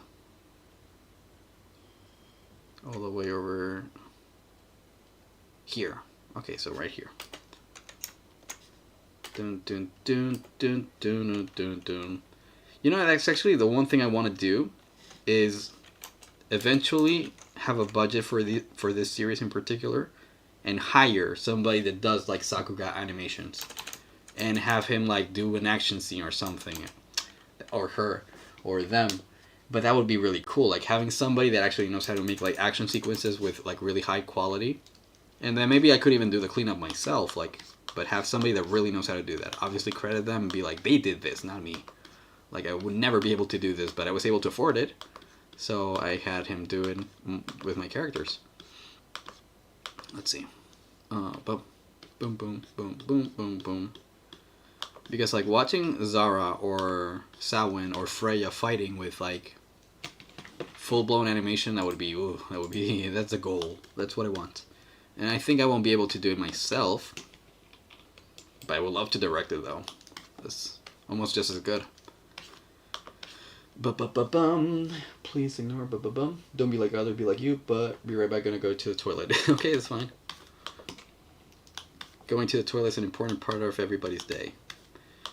Oh, by the way, I gotta draw the tools as well. I'm just drawing the hands like an idiot, when she obviously has tools in his hands. I forgot about them. Oh, this line is not good. Not bueno. Dun dun dun dun dun dun dun dun dun dun. Also, once I'm finished with the mini pilot, I'm gonna start writing an actual pilot and thinking about how to get the money to do it. Whether it is Kickstarter or Patreon. Patreon's not working, dude. Like, I haven't found anybody to support me on Patreon. But maybe a Kickstarter will do the trick. I don't know. But I gotta find a way to, like, make that pilot happen. And when I say a pilot, I mean an actual, like, 20-minute episode. If I make a 20-minute episode, that would be awesome. But I think that if I make the mini pilot, people will be convinced to be like, oh yeah, let's back this Kickstarter. Or maybe they won't. And if they don't, then I'm just gonna become a dentist or something, I guess. At that point. And then, or try to work at a studio as an employee and not as a creative, I guess. That would also be cool. You know, working like in an animated series for somebody else. That's also fine. I want to make my own animated series. That is a real goal, but not all dreams do come true. That's fine, but I hope mine does. Boom, boom, boom. I just know that I'm not gonna give up easily. Not easily, at least. Maybe eventually. When I'm like 40 and have a receding hairline. And 40 kids. I'm gonna have 40 kids, by the way, guys. Because I wanna destroy my life. Nah, I'm probably just gonna have one. One kid sounds like way too many kids anyway. Yeah, one kid's fine. Okay, we have got the arm here, there. Blech. We have another hand. But as I said before, like, I forgot about the tools. I gotta draw the tools as well, so I'm gonna do them right here. The good thing about this software is that it has got this shift function that you can make like a straight line. So I don't even have to change the tool. I can use the same tool I'm always using and make like really straight lines for this tool right here. Yep, bam, bam. I'm not even gonna make it perfect. I just want to make it like kind of square. There you go. Dick, dick, dick, dick. I love the fact that I'm paying attention to these details when I know they're not gonna be visible to anybody else. Because I noticed that with a couple animated sequences that I did. I was watching on my phone the test scene I did with Calavera and Homunculus, and I noticed that there are some shots where you cannot even see like Shio's like face. And it was like, oh man, I worked really hard on that like face animation, and you cannot see it. So I gotta learn how to do that. You know, saving time whenever something's not gonna be visible. And right now, this is something I shouldn't be doing. I shouldn't be focusing on these details. Just came back, got a sandwich. You shall donate. When you do the Kickstarter. I will. But when I do the Kickstarter, it's probably gonna be like next year, minimum, right? Because this pilot will be finished in like April. No, you know what? If I finish the pilot in April and it gets attention, I'm immediately releasing the Kickstarter. Like immediately, it's gonna be like, oh, I got like 2,000 views. That's enough. I'm just, I don't care. I don't need 1 million views. I don't need to have like a Vivsi type of success. I just need some eyes on the project, and then I don't know. If it fails, it fails. But I'm gonna try it, and I'm gonna give people. If they support me with more than $5, I'm gonna give him a hug. It's gonna be like part of the thingies. I don't really know how Kickstarter works. I just know it does, kind of, right? Doesn't it? Oh, my back. Okay, how long have I been drawing, dude? I've been drawing for an hour? An hour 15? An hour 20. Jesus. Okay. I promise you guys I didn't even notice it. I thought I've been drawing for like maybe half an hour, but apparently it's been an hour and a half. That's cool. I love these days whenever I'm like drawing a lot and I don't feel the stress creeping on me. Because sometimes I'm drawing and I'm like, oh, I've been drawing for like 15 minutes and I already feel stressed. Not the case today. I still feel great. I have a lot of energy in me. And I only had 1 Red Bull today. Only 1 Red Bull. That's so few Red Bulls for me. Let's see. So this is an important thing I've been figuring in animation. Whenever you take a step, you got to make sure that the step placey thingy is the same one. Like I didn't do that before because like if you follow me on Instagram or whatever, you've noticed that I never actually draw people walking. You know what I mean? So for example, when I was drawing the turtle walking here, I figured that out. I was like, oh, you need to make the contact place like the same consistently. which is so stupid. Like, it's like obvious, but I really didn't do that until very recently. I had like one Jinx animation where she had that issue. She was kind of like moving in the room, and her feet were kind of messed up in the way that the contact surface was not the same in one shot and the other, and her leg was kind of like magically slipping over the floor. And a lot of people were like, "Hey, why are her feet like slipping?" And I was like, "Oh shit, I forgot about contact surface. I didn't even think it was a thing," and I got embarrassed. But people still liked it because of the face. The face looked pretty good, but the body had that really fucked up uh, situation going on. So now I know I gotta be careful with that kind of stuff. You always get to learn stuff. Okay, let's see. Yeah, that's almost perfect. Let's get rid of these. Oops, sorry. This. Whenever I make a mistake, I say I'm sorry. And I don't know if I'm saying it to you guys or to the software. I think I'm saying it to the software. I'm like, sorry, software, for spending money on you and making this garbage. Let's see. Boom. Boom. Yeah, this is the one that has a line thingy. It's like a pencil. It's a compass. Okay. What are people saying in the chat? People are saying like, I'll ask, are the people I know to support you if they aren't already? That's cool. Yeah. As long as, you guys help me out with that, I think I'm going to get more eyes on the project. Do not give up. I think donating to a decent number of Kickstarters and supporting, promoting them in my videos somehow.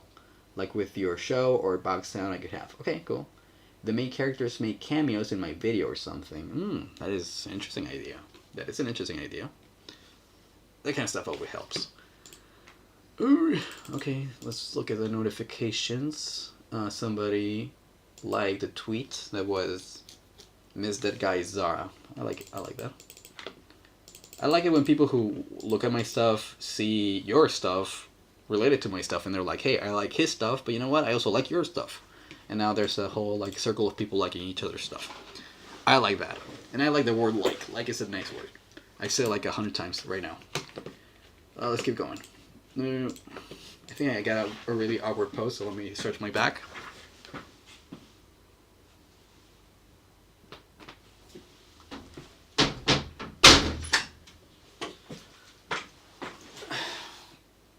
Okay, yeah. Just stretch my back just in case, Like they say that whenever you work on a desk, you gotta like move around every like hour or hour and a half. So I'm doing that. Okay. What have we got so far? Let me get rid of this and see what we got so far. Oh, he's looking clean. That's the thing. He looks so clean. Destroyer of nerds. Yes, I like clean animation. Even though we still don't have any actual like in between frames, you can already see like the shapes being really clean and smooth. That's cool. Like we're gonna solve the mystery, Scoob. Like we're gonna. I don't know how to do impressions of Shaggy. I give it a try, but I'm not good at it.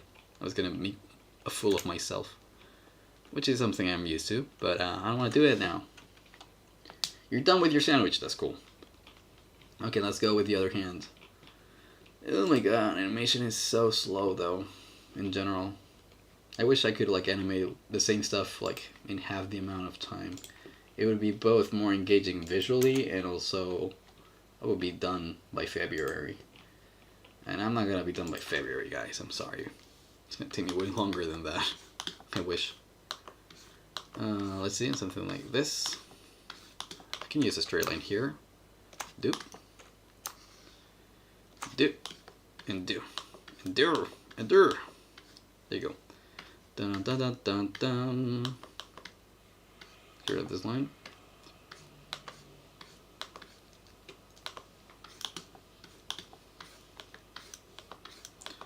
By the way, if any of you guys have Toon Boom, I mean the software I'm using right now, even if it's like not the official one, hit me up on the Discord because I'm thinking about getting people to like help me out with coloring and compositing sometimes, and I might have some like tips for you. And when I say tips, I mean like some money. Like it would be paid work. It wouldn't be for free. I'm not entirely sure of how I'm gonna do it because I've been thinking about getting help. But at the same time, I'm like, yeah, but I have like a very specific pipeline working in Toon Boom Harmony. And yeah, honestly, if I send these files to somebody that doesn't have Two Moon Harmony, they're gonna take way too long to do the stuff I want them to do, which is shading and coloring. And yeah, no, if I'm gonna have any help, it has to be within the software. If it's not within the software, it's not gonna work, or it's not gonna be time efficient.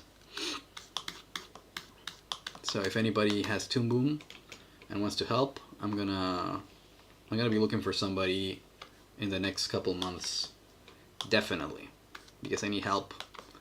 These are too many lines I'm drawing. I also have to shade. Forget about it. That was my impression of I don't know, some Italian guy, I guess. Robert De Niro, Al Pacino, one of those. You know, those Scorsese guys. Forget about it. No, you know what? I sound like the cartoon character. There was a terrible like Family Guy, like, but with Italian mobsters. It was a Canadian TV show. I think the name was Forget About It. Literally, it was Forget About It. That was the name of the show. You're done with your sandwich. I want to help, so I'll see what I can do. Yeah, because Two Moon Harmony, the problem is that it's a very expensive software. You can get like a cheaper one or like a trial version of it, or student versions of it. I've known people that have student versions of it, and I've met people that have a version that you could call unofficial, and it works equally as great. But as I said before, if I'm going to have any help, it has to be within the software. I cannot work with people outside the software. I tried, and unfortunately, I can't.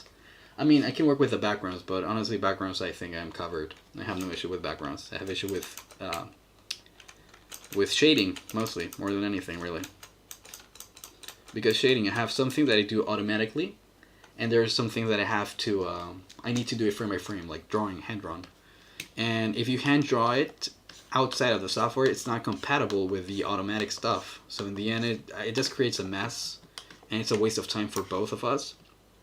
Which is a tragedy because I do need help. Like for the shading of Zara, it took me as long to shade her as it took me to draw her, which is madness, honestly. It's like it's not an efficient way to work. So I was thinking about making the animation without any shading, but then I noticed how depressing it would look. Like it doesn't look half as good if it doesn't have any shading. I need the shading. If the show is not shaded, then I don't want to do it. I don't want to make it. Which is like a very childish way to look at things, I guess. But no, I don't want to watch research unit of horrors without shading. I refuse to make it. And let's see. Somebody said something. It was what was what? I kind of spaced out there. Let's see. No. This goes here, this goes there. I'll keep my eyes out, and I know one person that I can contact, but he might be busy. You mean somebody that uses Toon Boom Harmony? Yeah, that could be cool. Yeah, but usually when people use Toon Boom Harmony, they are usually people that already have stuff going on for them. It was the name of the show. What was the name of the show? Research Unit of Horrors? Or something else? I'm sorry I missed that guy. I got really confused because I went on... Oh, forget about it. Okay, we're still talking about that. Yeah, I forgot about the show. Forget about it. Because you know what? And this is the truth. When the pandemic hit, I remember I got like bored of stuff like on Netflix and Amazon Prime, and I was like, oh my god, my life is so boring. I gotta watch something different. And then, I don't know, I got like a recommendation on YouTube for an entire episode of the show. Like on YouTube, it was like for free. And I was like, okay, let's give it a shot. And I promise you, I watched the whole thing. It was like 1 season and a half because it got canceled. That's how bad it was. It got canceled during the 2nd season. And I watched the entire thing, and you know what? I kind of had fun. Wasn't that bad. It was like trashy, but I don't know. It was good.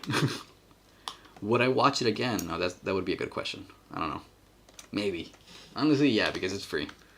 If it wasn't free, I wouldn't watch it, but it is free, so maybe I will watch it again. I might start watching it, like, right after this. Let's get rid of this.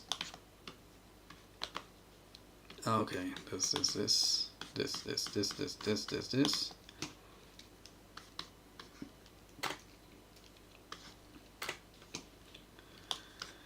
Forget about it. Yeah, what a ridiculous show. Let's see. Boom, boom. I know he has some kind of Toon Boom software, but I'll message him about it and see what he says. Yeah, but you know what? It even has to be Toon Boom because I have worked a little bit with OpenTunes and I've noticed that my Streamline is not compatible with that software. Or it might be, but I would have to do some more research on it. And, you know, I would be up to it. All I know that Toon Boom Harmony is fantastic. And this live stream was sponsored by Toon Boom Harmony, guys. Because, no, I mean, I really mean it. It was a life-changing software. Like, I've used a lot of software, and this is the only one that I would say that literally stepped my game up. Like, I literally became a better animator thanks to the software. Which sounds ridiculous, because, you know, there's always these videos saying, like, it's not the tools, it's the artist. Yeah, you're kind of right, but at the same time, this is a really powerful tool. You gotta use it. And, you know, industry people use it. I'm not an industry guy, but I understand how people can make, like, an entire season of a TV show with this. Because when I was using Krita or Adobe Animate, I was like, how do people use these to make animation? Like, it's so difficult and tedious and hard to share with other people. And when I started using Toon Boom, I was like, oh shit, I get it. Like, this node tree does everything. It's like, yeah, of course you can make a TV show with this stuff. It's so fucking powerful. Sorry for saying the F word. Did you say OpenTunes or isn't it compatible? It kind of is, though. Like, OpenTunes is kind of compatible with Toon Boom, but I do a lot of, like, very specific stuff with Toon Boom that I would have to do some research on how to do with OpenTunes. So I think that it might be compatible. But for the most part, it's not so straight line. Because there's, like, the Toon Boom files are very specific. They're like, what kind are they? Let me check it out. Save as, they're an X stage file. Like, no other software has that. It's the only one. So you cannot just open the file on OpenTunes, but you can open the line work, and since it's vectors, you can kind of transform it into stuff usable in OpenTunes, but not really. Like, it's not that direct. I think that some people have been able to do it, probably, but I know that I haven't been able to do it so far. So as I said before, it's just a matter of doing research, honestly. But, you know, the thing I would know is, like, if I had somebody that used Toon Boom, I'd be like, yeah, you gotta just do this, and I'll pay you this amount of money for this amount of work. And just, you know, get on with more line work. Because what I like doing is line work. I don't like coloring. I don't love shading, honestly. I am not a huge fan of shading. I love the results of shading. Like, if I don't shade something, I feel like it looks boring. It doesn't even try to be a little bit realistic. It doesn't have any volume. So I don't want to do it. I don't even want to make it, which is a very immature way to look at stuff, especially animation. You shouldn't be like that. You should be more open-minded. Be like, yeah, you know what? But these shows do it without any shading, and it looks fantastic, and it does. But I don't know, when I do my own stuff, I really want it to be like, I want it to pop out with 2 different colors for every single object. And if it was possible, even 3. Like, I have a few shots that have like 3 layers of shading, and they look amazing. Like, I love them. But, you know, it would be too expensive to make those. I recently watched the new Pinocchio movie on Netflix, and it was awesome. Good job, Dragon Joe. That was the best thing you could do, and yes, it was. It wasn't as dark as Nightmare Before Christmas, but it was going, like, in that direction, which I love. So it kind of makes me excited to think about, like, younger people, like kids, having that movie as their Nightmare Before Christmas. I think it's plausible. I mean, Nightmare Before Christmas is way too good, though. That's the number one. Like, spooky, what do you call it? What's it called when you do stop motion? Stop motion. It's like the coolest stop motion movie out there right now, probably. Are there any cooler stop motion movies? I mean, Pinocchio and Nightmare Before Christmas right now are my favorite ones. I don't know if there's other ones that are better. There probably are. Those are kind of mainstream, I guess. But I am kind of a mainstream guy sometimes. I hate to admit it.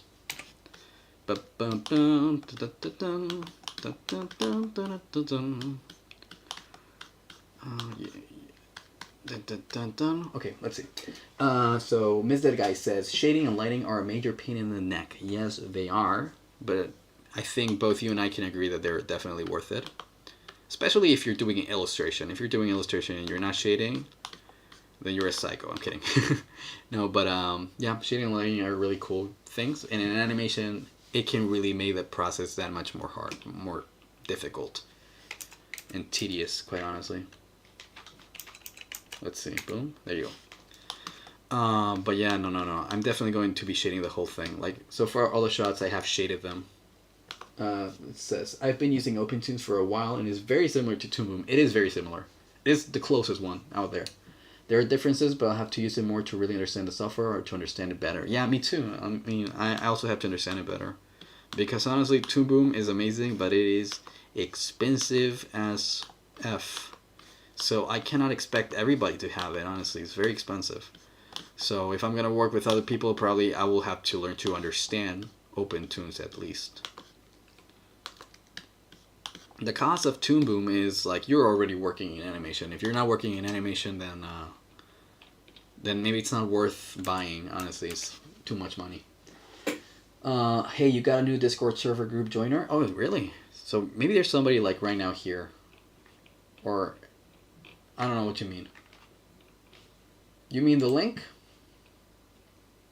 Yeah, you probably mean the link that's up there.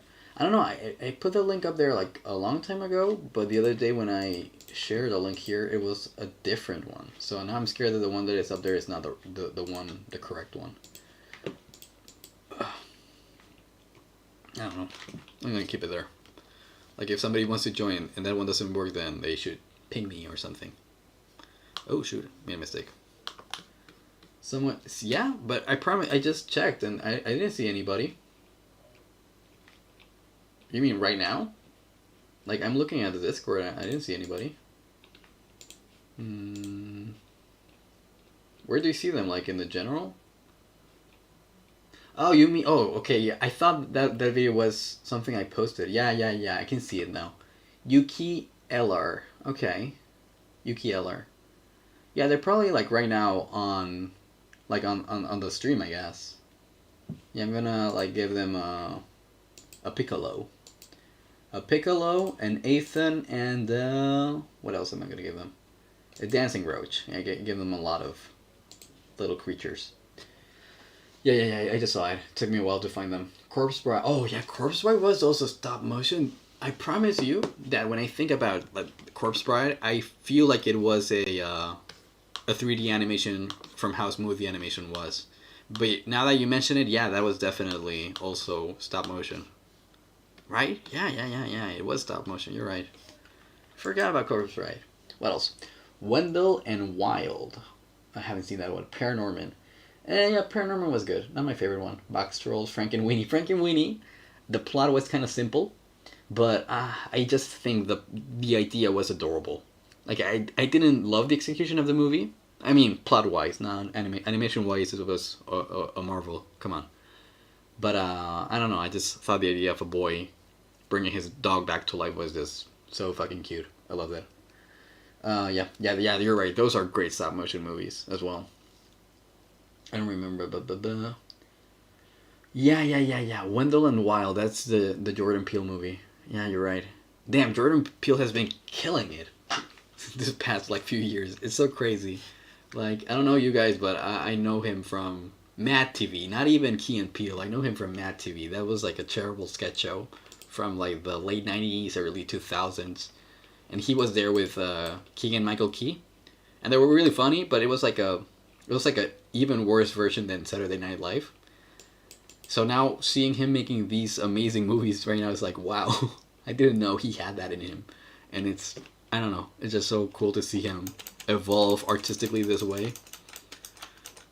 And you never know who has like a genius mind behind the funny guy, because he is hilarious though. He's really funny. Like, it's not his fault Mad TV was kind of bad. But he was great in it. And then when he did Key and Peele, of course, it was an amazing show. It kind of like, I feel like Key and Peele was kind of repetitive in the sketch punchlines. Like, they were always like just beating dead horses with their sketches, but they were like good ideas though. I feel like that's not their fault, it's more like the producer's fault. Like forcing them to repeat formulas that they know worked in the past. But those guys are really funny though. And Jordan Peele is just killing it. So good. Such great movies. I haven't seen Wendell, But if it's anything like his other movies, then I really have to watch it. Key and Peele are icons, of course. Weren't they also Ducky and Bunny from Toy Story 4? I did not. Oh, yeah, you're right. Bro, you just said that, and I'm like, oh shit, yes, they were, obviously. When I watched that movie, they did such a great job that I just thought they were like the characters.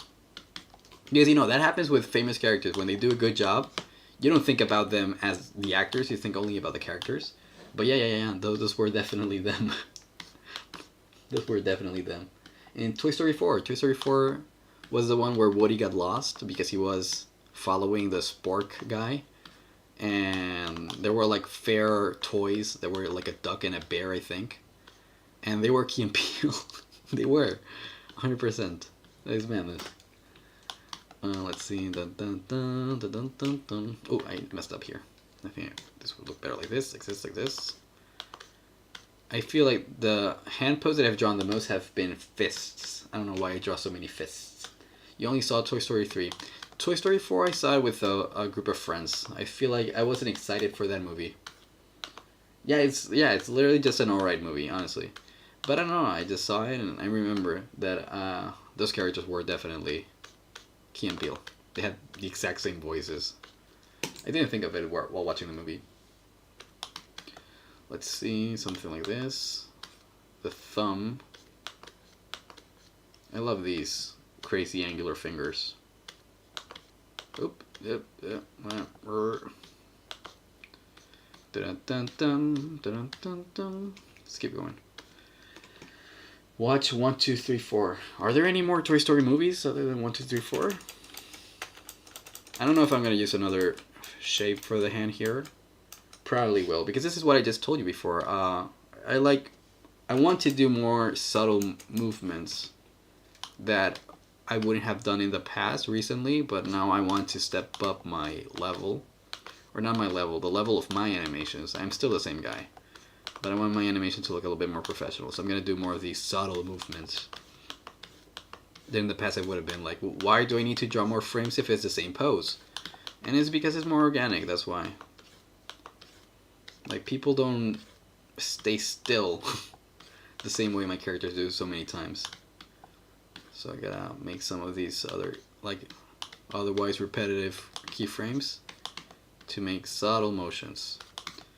If I have any free time, the next thing I'm gonna do to get better at animating is I'm gonna start analyzing scenes from TV shows and pausing them and really maybe even like drawing on top of the body shapes to see how many frames they actually use. Because I feel like my animations are still too snappy. I can make them a little bit more organic still. This is what I want to do. I want to get more organic. Because I think that snappy animation is already like a hill that I've kind of conquered. I mean, I can always get better at snappy animation as well. But I feel like that's something that I can confidently do. So now I want to make organic ones. You know, slower motions. Make people look more chill. Like 90% of my animations, everybody's excited. Everybody's moving really fast because they're like either very angry or very happy. Or very sad even. Or telling their daddies that they can change Plankton when they can't. You can't change Plankton, he's evil. He's like 90% evil and 1% hot gas or something like that. Was he? Well, I'm gonna look that up. Plankton percentages. It was a different amount, I think. Plankton percentages.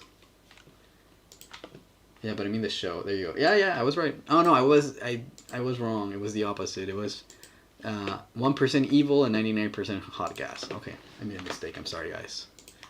I clearly do not know my biology as much as I should. Okay, let's keep going. Let's keep going. Let's keep going. I feel like I'm done with the body now. Finally. So I can get rid of this, and now I have an animation of the entire body.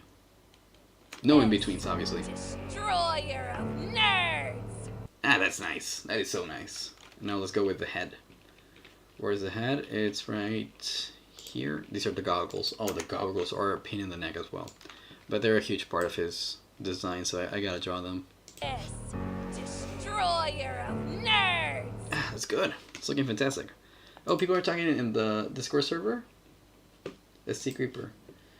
He said, good. Okay. What? Got confused. And what about the server? Join the stream, and we have got Yuki Eller. Who is Yuki Eller? I've never seen them anywhere else. Whatever.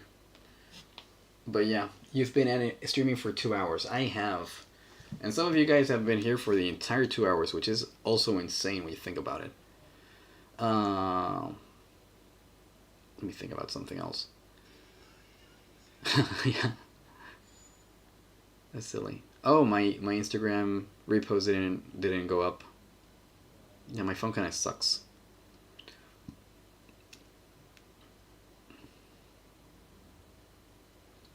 Oh, the misery. Everybody wants to be my enemy.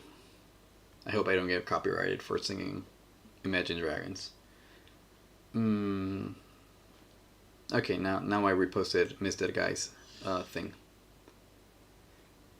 Oh, wow, that's another good show. Chainsaw Man. I'm still geeking over Chainsaw Man's amazing CGI. People complain about it because it's CGI, but I think it's really good for CGI. I thought my phone was actually dumb. Yeah, because you didn't see the repost, right? Yeah, no, it was my phone. My phone's dumb. Yeah, I'm not gonna sing anything else. Anyway, I'm terrible at singing. Yeah, no, this is the thing. Like, on Instagram, whenever I post, like, a story, like, sometimes I will just put the phone away and it will, like, stay uploading for, like, an hour. And then it's not until I look at my phone again, like, I just start checking Instagram that I notice that. And then it really uploads it. So, I don't know what's the deal with that. But I know that it is a deal, so I'm aware of it. But I just forgot about it because I was streaming. Oh, let's keep going. And then, yeah, I'm not going to sing. Yeah, remember that I had a puppet? So I'm going to show you the puppet that I'm not going to be using probably anymore. Which is so sad because it took me like a week to do the research for like Calavera's face. I mean, everybody else was a bit faster. But, so I have this puppet right here. I'm going to show it to you guys. I think I've shown it to everybody. Like a couple times. Where is it? Uh-oh, what did I do? Okay, I didn't bring it though. I'm going to save the file just in case I destroy everything. I'm going to try to bring this here. There you go. So where did it go? Yeah, there's a puppet. Oh, here's the puppet. Okay, I'm going to destroy the puppet. Destroy the puppet. So as I said before, I have a rig puppet here of Calavera's face. And it's very, what's the word? Intricate, right? It's very intricate. But then I've noticed that even though it saves a lot of time, which it does, it's kind of complicated, especially for other people to use, and more importantly, it ends up looking stale. Like, if you make one scene with a puppet, it looks fine. Because it's on model, it has quite a lot of degrees of motion, which is fantastic. The shading is also really good. Look at the shading. Oh, it looks so good. But it ends up looking bad whenever you have like 4 scenes with the same puppet. So I'm just gonna do it frame by frame in the end. I'm gonna try to use this as a learning experience, and it's true that by layering the puppets, I know how to layer properly any scene anyway. But it still kind of pisses me off that I'm not gonna be using the rig faces because I made them. I made one for each of them. I there have one for Zara. I have one for Samhain. I have one for Freya. It was a lot of work, and I'm not gonna use them. So that's kind of crazy. Let me see if I can bring Freya. Oh, here's Freya. No, why did I bring it here, though? I don't get it. Yeah, you know what? Forget about it. I'm not even going to show you the puppets anymore. I'm getting pissed. Go away, puppets. Yeah, but now you know that I wasted a lot of time on puppets. So you view it as an optional finale to the Toy Story saga. I consider the first 3 movies the big main story arc. I agree with that. I agree that the 3 first movies were the actual arc, and the 4th one is like an addition. Toy Story 4 is for anyone who is interested in what a final arc of Woody would be like. Yeah, that's actually true. Okay, no, you're right. I don't think it's like an optional finale for Toy Story. You're right. Toy Story 3 is the finale of Toy Story. You're 100% right. Toy Story 4 would be like the outro, right? Like, yeah, it is kind of optional, you're right. Like the actual ending of Woody, which is, when you think about it that way, it's a great movie. But it's true that it felt kind of like an unnecessary finale while watching it. You know what it is? It's literally El Camino. It's like El Camino. Like, if you watch Breaking Bad, you're like, okay, Breaking Bad ended. But then El Camino gives you the ending of one of the characters, which is Jesse, and you're like, oh yeah, you know, that's another ending. Okay, I'm gonna stop talking about Breaking Bad, and I'm gonna start drawing again. So let's go with the face now. As I said before, I'm not gonna do any puppet rigging anymore, probably ever again. Maybe for Sawen though, maybe for Sawen. His face is too complicated not to. So let's work on this stupid head. Now, for this guy's head, I think I'm gonna do both hair and face at the same time because his hair is kind of, it doesn't move a lot, not like Zara's head. When Zara moves around, like the bangs kind of lag, so I like to separate those two layers. But in this case, Calavera's hair is kind of like my hair in the sense that it's very stupidly rigid. Like I have a few like spikes here and there, but they really don't move unless I make really hard motions. So I don't need to think about lag for these mini bangs. So I'm just gonna draw it like that. Let's see. Yeah. Let's start drawing it. Now for the face, I do have to be a bit more careful. Like you've noticed that with the body, I was like line, line, line, line, and then just scratching everything out. Here, I need to make the face look like he doesn't have to be beautiful, but he does have to look good. Like the face is how you identify somebody. So I cannot just go like crazy with the lines.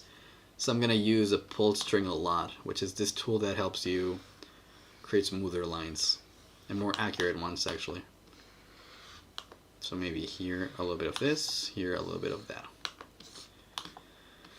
So I'm going to be a little bit more accurate for the face so he's recognizable. I've noticed that if I really try to speed draw Calavera's face, he ends up looking like a different character, and that is not good. He needs to look on model. It needs to be him every single frame. So I cannot just go crazy with a line. I need to be thoughtful, I need to be careful, I need to make sure that he looks like him. So let's do this.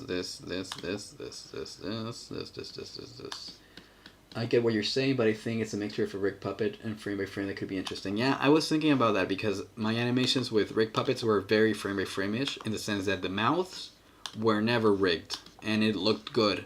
But after a couple scenes, I think that everybody was like, oh shit, he's doing this. Like, because you know, magic tricks are cool when you don't know the magic trick is happening, but once you realize it, it can be kind of jarring. It can be kind of like upsetting even. Because this is the thing about animators, and I think that we need to improve this as a community, is that many of us do kind of look down on rig animation. And I don't think it's fair, because rig animation, as you said before, can be amazing. But it's true, dude. Like, people go like, oh, it's rig animation, that makes sense. Like you're cheating, which you kind of are. But it's not entirely cheating, it's just another art form. But people do tend to look down on that, including myself a little bit, which is one of my flaws as a human being, I guess. Because then you watch shows like Final Space or Star vs. the Forces of Evil, and those shows look fucking beautiful, dude. They're just fantastic. And they're 100% rig puppets. So it's kind of stupid to think that just because something is rig, it's bad. Not necessarily. But the worst stuff I've seen has been rig puppets, though. Like, the worst animations I've seen in my life, both online and on television, they have always been rigged. So that's why they have like a bad rap or a bad name, because of some terrible projects that people associate rig puppetry with, right? So I think it's almost like stigma even. Because let's be fair, some people do use it to be lazy. And some people, I mean really industries, like big companies. So that's not the right way to look at things, but it does have an influence. Like, have you ever seen the final season of The Fairly Odd Parents? Jesus, that's like the best example of bad rig puppets. It's so sad to look at, especially comparing to the original episodes that have that like classic Nickelodeon Nicktoon animated stuff. Like, comparing it to the previous seasons, it's just depressing. And that's when you realize how bad rigging can be with the Fairly Odd Parents. And oh, you know what else? Johnny Test. Johnny Test went down so hard when they switched the animation style. It was depressing as well, because I was a huge fan of the first season. I did a My Hero Academia drawing. It is in the Discord. It's in the animation chat. I'm gonna check it out. Let's go take half a break to the animation thingy, And let's look at it. Yep, I can see that Bakugo, Midoriya, and the emo Two-Face. What's his name? Todoroki. Yeah, I know these guys. I love My Hero Academia. I think we have already spoken about me loving My Hero Academia. Yeah, there were two things. I said that I love the excitement that they are able to create with music and compositing. But the other thing I like a lot is the character designs and colors. Like they have, I don't know what it is about the palettes that I find so enjoyable. Like if you look at a character in their color scheme, you go like, oh, that's so well chosen, dude. It's like very vibrant, but it never really hurts the eyes, which is a weird balance that they achieved. I like the colors in that show a lot. Because when you watch Naruto in comparison, even though it has great designs, it actually looks kind of like unsaturated in comparison, which is so weird. Naruto looks great, but in comparison it looks boring. In color-wise, I mean. Which sounds almost impossible, but dude, My Hero Academia did that. It makes other shows look like lacking in color, in the color department. Even though they really aren't. But that's how good it is, I guess. Color-wise. And I don't know who's responsible for that, because I don't know if the manga did that with colors as well, because you know it's black and white, of course, obviously. So I don't know if when they colored the manga, the designs had those colors particularly. But I don't know. Whoever came up with the coloring, props to them. Okay. Like I'm starting to get tired. You know, this is the fatigue of working for more than 2 hours, but I'm still going strong though. I'm gonna keep drawing. But I promise you that when fatigue comes, it's gonna be quite sudden. It's gonna be like, oh, I died. I'm not able to draw anymore. But for now, I think I'm okay. So this is why I didn't want to do frame by frame for the faces. It took me probably like 8 minutes to draw just one single skull. Not even the face. It took me 8 minutes to draw a skull. Because I am animating the eye separate. This is what we have. Ooh, that's a good looking skull. Yeah, it's a good looking skull. How long will the stream be? I think it's going to be 3 hours total. Probably. I mean, unless I crash, which I feel like it might happen. I feel like anytime now I might just be like, oh, you know what? I am feeling the saturation come to me now. And I will just log off. That might happen. I'm not kidding. I'm going to try not to, because I feel like that's not a good way to end the stream. The other day I ended the stream because a neighbor needed help with something and it was going to take too long. So it was kind of impossible to just like, you know, pause it and be back later. And, you know, and the thing is that if people start joining more and more, which has been the case, there's more people joining the streams, I might like actually like plan them better. Like be like, I'm going to work from this time to this time and then take a break. And then come back, and then maybe we're going to play this game, or, you know, come up with fun stuff to make it more engaging. But right now, they're kind of improvised. I'm not kidding. I'm just, like, literally just turning on the stream software and just drawing and talking. But in the future, if these become successful somehow, I'm going to make them more scheduled is a word I'm looking for. I'm gonna schedule them a little bit more. Okay, so here, dip. Oh, see, I only have 3 keyframes for the skull. That's good. Oh, so Drew says, my ideal character rig would be having a basic rig frame with the head or torso as the main parent layer and the head and the limb as child layers with a point of origin, all natural spots. Yep, that is the right type of rig puppet, generally speaking. I mean, ooh, my connection just got bad. Give me a second. Nope. Apparently, I'm getting good signal from what I can see on my computer. The YouTube site is telling me that I'm getting bad Wi-Fi. I don't know why, but let's hope it dissipates. But you know, I've had connectivity issues the other day, so I don't know if it's gonna be the end of the stream. That's another reason why it might end. It might end because I have terrible connection. By the way, next month, I'm moving to Arizona, so I'm gonna have a different Wi-Fi situations. I hope it's gonna be better. So I hope we stop having the Wi-Fi issue which we've had like 100 times before. But we'll see. We'll see once I get there. I don't know, man. It's in the middle of the desert. It might even be worse. Same with the head with facial layers, but all those layers themselves will be frame by frame. Okay. Yeah. Yeah, that's a smart thing, Drew. Yeah, exactly. That's what I was doing with my characters. I was doing a rig for the skull, but then the face features, like the eyes and the mouth, were definitely frame by frame. Otherwise, it would look kind of sad. I don't know if that's how some shows do it. Some shows have to do it, I guess. I live in my house in Europe. I'm just gonna say Europe. I don't want to be specific about where I live in Europe. But I am going back to the States next month, I mean. And, because actually, you know what? No, I was just about to say Arizona is just as big as Europe, but no, it's not. It's not. Europe is way bigger than Arizona. So I should have said the States, not Arizona, because the States are as big as Europe, I guess, right? Whatever, you know what I mean. Let's go back to drawing the head, because I am in Europe, Eastern Europe. I'm kidding, I'm not in Eastern Europe, it's Western Europe. Oh, the connection just got good. I mean, all layers are frame by frame, but not just the face. Okay, but so what you mean is that it is a rig puppet, but you animate it frame by frame. I think I know what you mean, or I might still be getting it wrong. But what I understood is that you do have a rig, but you just animate it frame by frame. So what you mean is that there is no tweening, which is very important. Tweening is what usually looks the worst about them. You're in the UK, so you're also in Western Europe. Nice. Western European gang. Brr, brr. Let's see. Yeah, Western Europe is the best Europe. I'm kidding. It's a joke. Eastern Europe. I've never been to Eastern Europe. I would like to. You're in Germany. Germany is kind of Central Europe, though. But, you know, it's also one of the main Europes. Da. I'll show you what I mean later. Yeah.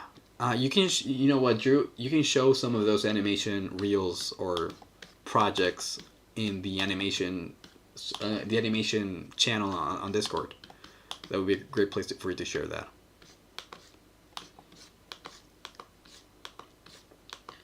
I'm a Texan, so we're gonna be close very soon. Texas and Arizona are kind of close. I mean they're closer than Europe and America, yes. Texas was fun. I went to Austin once. It was awesome. Cool city. I think I went to Six Flags in Texas as well. My sister had an accident there. She got her finger stuck in a ride. Not a ride, but like a mechanism before the ride. That's how clumsy she is. So she's traumatized with Texas. But I loved it. I think Texas was pretty cool.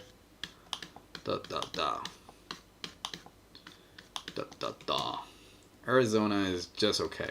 I've lived there before for a while, and it's, well, I mean, it's obviously very hot, but you know. My favorite thing about Arizona was how close it was to California. That's such a shitty thing to say about a state, but it was the truth, man. I loved driving to Santa Monica and LA. It was so fun, so much fun. Yeah, it is quite unfortunate. No, but her finger was fine. I mean, she still has like a mark on her finger. It was, I feel like it was at like a Roadrunner roller coaster or something, and it was almost empty. I think I went in the winter, maybe. That's why it was not full of people. So I don't know. I feel like it was a weird day. My couple days in Texas. Oh, that looks good, dude. I love drawing something and being like, oh, that looks good, dude. Like, because sometimes I don't even think that the results are going to be good, because sometimes they're not. Sometimes I haven't had many results where I've been like, I have to delete it or like restart. I have a couple of them though. But whenever I draw something I'm like, oh, you know what, the results are coming out well or okay, I get excited. I go like, oh shit, I'm good at this. Or goodish. Good enough. Good enough is a word. But yeah. Let's move this here. Here.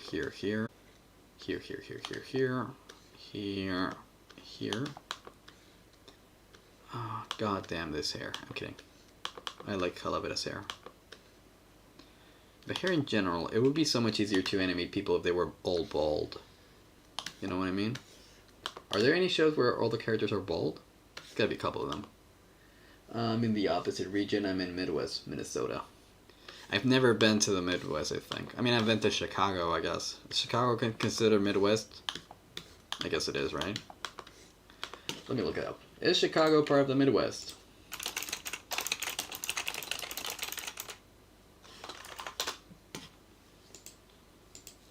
According to Google, based on these results, there's a core area that most everyone agrees is Midwestern, including cities like Chicago. Yeah. Chicago is Midwest. So I have been to the Midwest.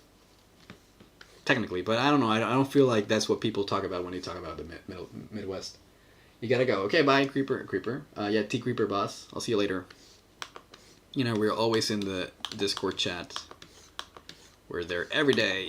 Streams are only once a week. But Discord chat is forever. Chicago. See ya, dude. Yeah, no, it is. I just looked it up on Google. Google would never lie to me. It would never do that. Google is the best source of not misinformation. I like doing my research on Google like really quick and being like, I know this. When I don't know stuff, I have no clue. I'm a silly goose. What do you say? You've never been to America. Oh, you'll be there as in like holidays or something once in your life, I guess. German people, there's always German tourists in America. Especially New York. Bruh. Animation is forever. Animation is forever. You're absolutely right about that. Literally. How sad it would be to have been born in a world without animation. Like, you know, like before the 1920s. I mean, I guess they had comics. Not comics, but what did they have? They had something, right? Because I feel like comic books actually just started like in the 1940s, like with Adolf Hitler. So, what was there before animation? Oh, painting. Yeah, people painted like art. They didn't make it move. They didn't tell stories, but they painted. I mean, I guess whenever you paint, you're telling some kind of story. Or you're making some kind of point. But animation and comic books are literally telling stories, so I prefer them. I like storytelling as well.